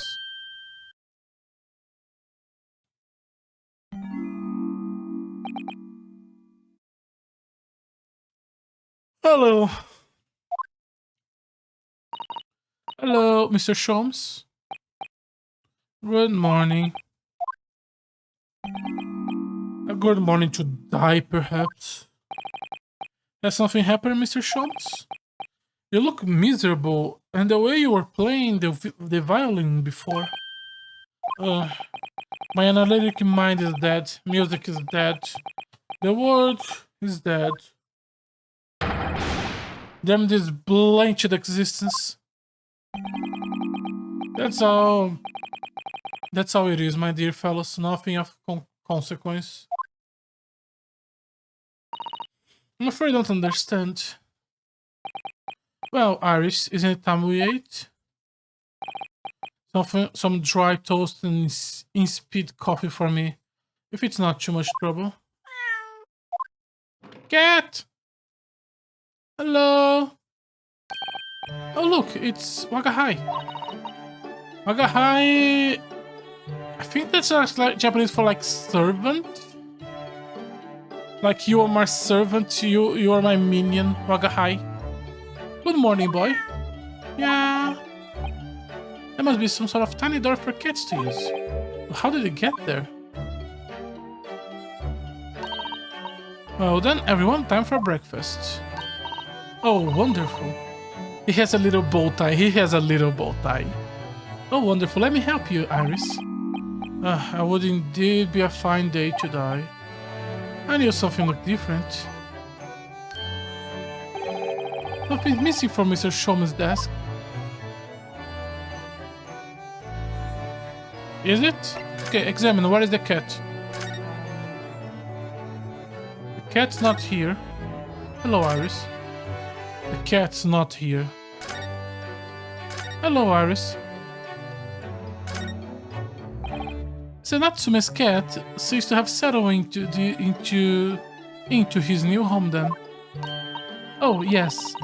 And I have become very attached to little Waggy. It would appear that his previous owner is completely forgotten to him. Cats are unfeeling. Fuck you! Their meows are empty as their head of the muses. Fuck you, Sherlock. Ah, she's holding and he's stretching. If Miss Natsume have no intention of taking Waggy back to Japan, I wonder why he kept her in the first place. I want a way to hide so I can look at it. I expect he would have taken him if he could. But pets are strictly forbidden aboard the steamship in our experience. And for good reason, terrible things can happen if the rules of passage are not obeyed. Well, I don't mind, because Waggy is adorable. Ah, he is. Yeah, he really is. Oh yes, what about the door? I don't remember seeing that tiny thing in the main door before. Where did that come from? Oh, you notice? You're an observant, Runa. Look, I used this. My latest invention. You made a cat door gun maker? What is that? I call it... Cats were the... Yeah! You would have cats on boats because that helps with mouse and rats. I call it the cat flapomat. Gosh, a machine for making doors just for cats?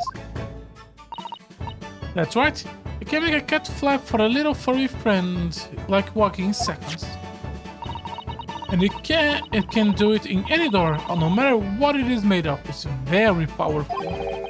Wouldn't have been quicker to just make the cat flap rather than make a machine to make the cat flap? Well, yeah, maybe, but now I can make cat flaps anywhere I like. Oh, I think it's wonderful.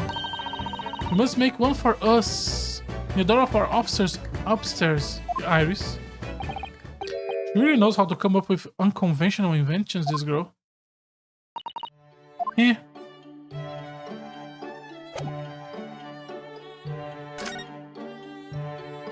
Okay. Why are you Mr. Depressed today?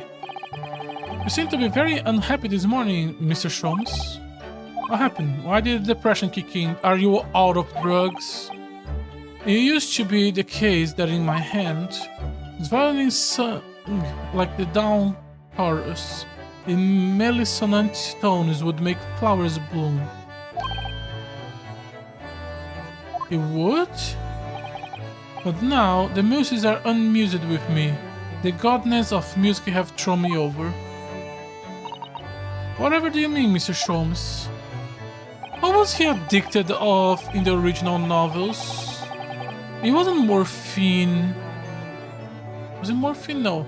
He was addicted to something in the original books.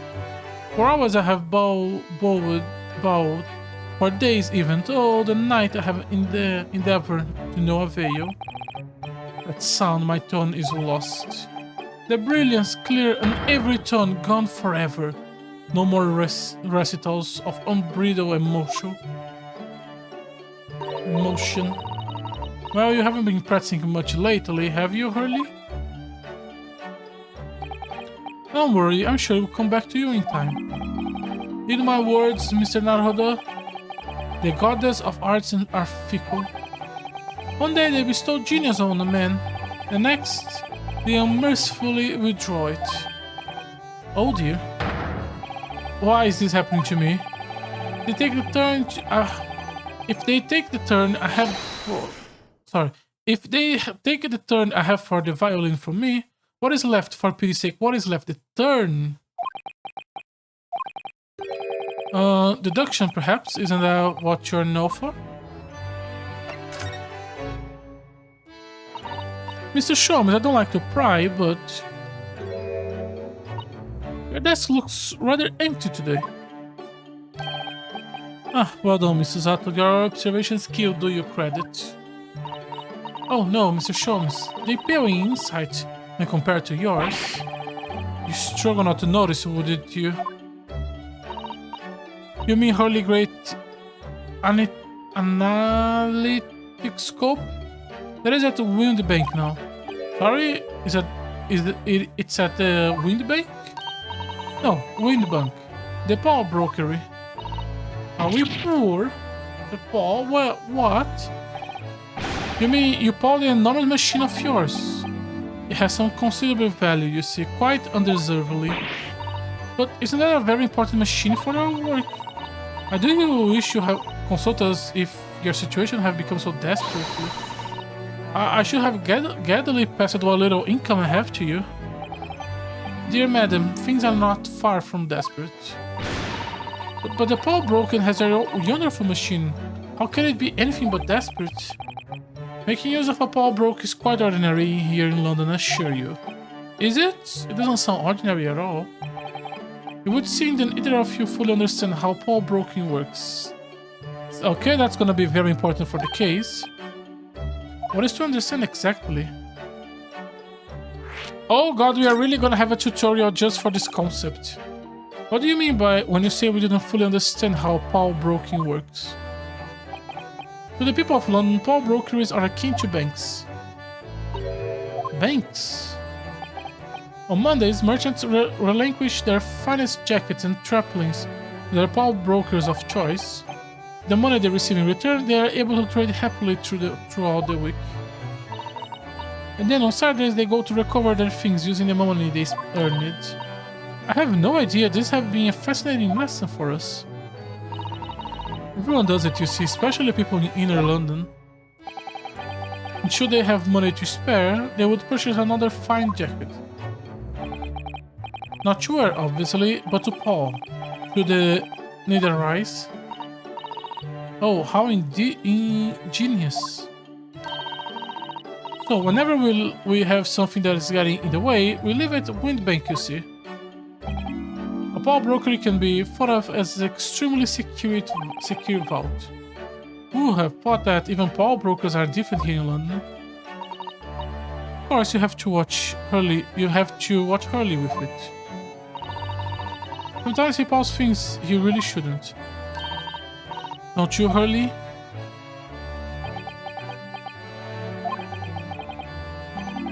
What does it matter? The word is dead to me now.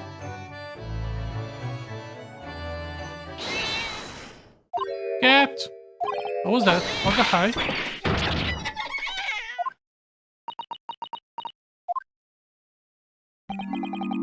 What was that? Oh no. Ogahai tangled up in your violin.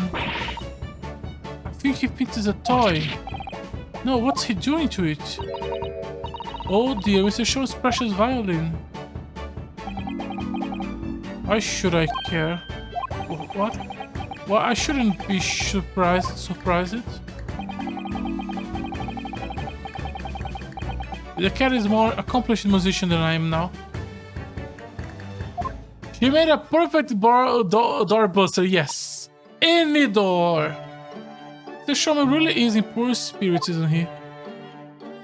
The machine has to do 3 things at the same time. It has to cut out a bit of the wood, or a square of the wood.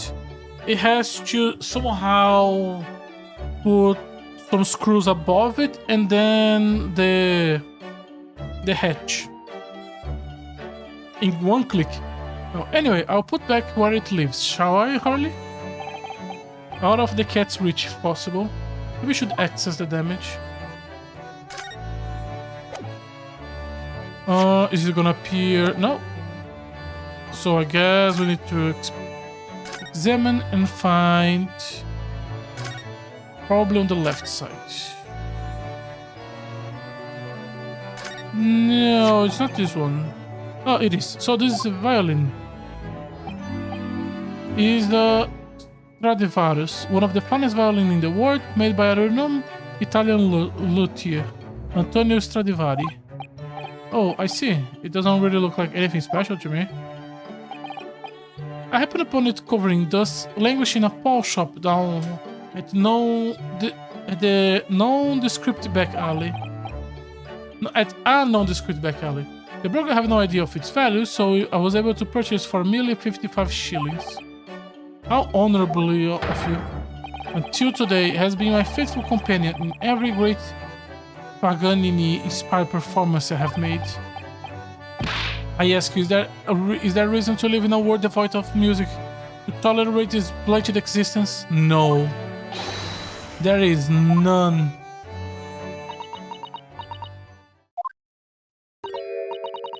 The Sholmes.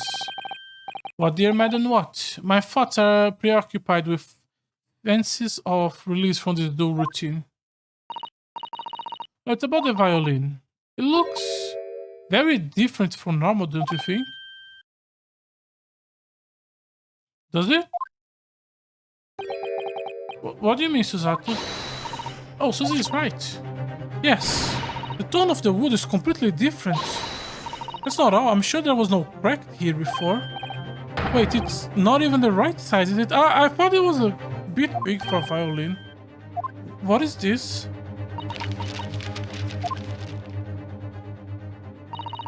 I'm terribly sorry to have to tell you this, Mr. Sholmes, but that instrument isn't a violin at all. Then what?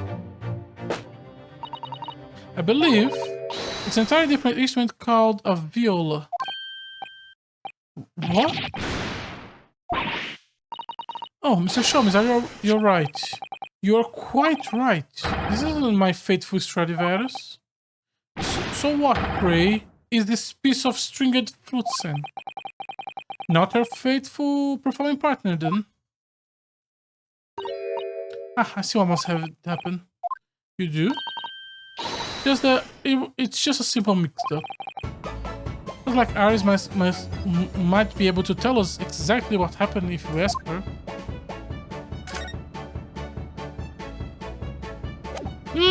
I kinda wanted to get to at least the start of the trial or the investigation, but I am getting very sleepy. What do you mean by a mix-up, Iris? Well, you see, this viola, was at Windbank until last week. At the pawnbroker, not Mr. Sholmes' beloved musician partner. There's a proverb in the East which you're no doubt familiar, my dear fellows. Always let the beloved children travel. Yes, indeed. So you sent our beloved violin to the pawn shopper in hopes that it would experience personal growth? Oh, what a wonderful idea! Last week, I pawned my great analytical in order to release my precious instrument. It will appear Mr. Fiddlebank mistakenly furnished me with a tardily fiddle instead. But my ears cannot be deceived by the hollow timbre of this piece of timber.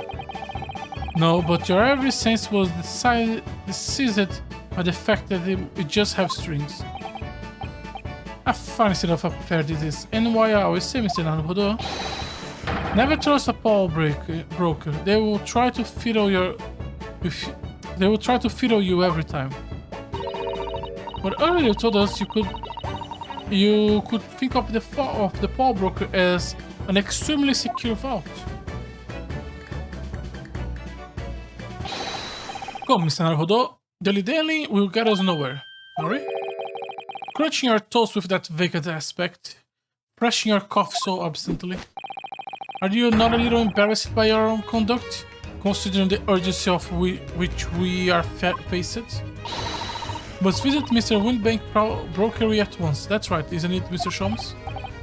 Precisely, Mrs. Zato. Without a moment, no delay.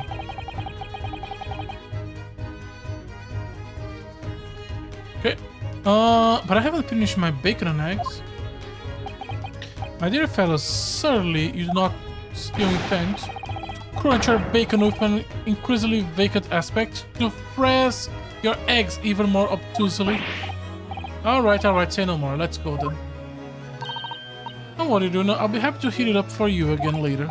Oh, thank you, Iris. As it happens, I'm rather curious to see what a British pawnbroker looks like. Me too.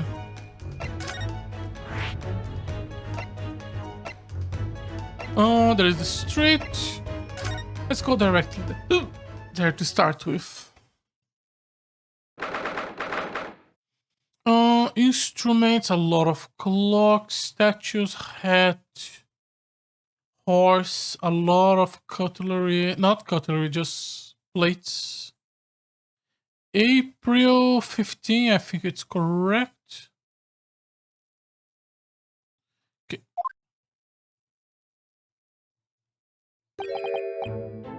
So this is a British pawnbrokery. Oh my, there are all sorts of tools and contraptions in here that I never laid eyes before. After that sparkle wonder is in your eyes. You can't wait to score the shelves. Can you? I get the impression that you enjoy places like this. Oh yes, I don't know why, but since such a lot of things I don't understand, it's a real truth for me. Dear fellows, let us not forget what we are here for. Oh, Mr. Sholmes, we are calling on matters of business, no pleasure. Clearly, Mr. Sholmes meant business too, judging from the spark of fury in his eye.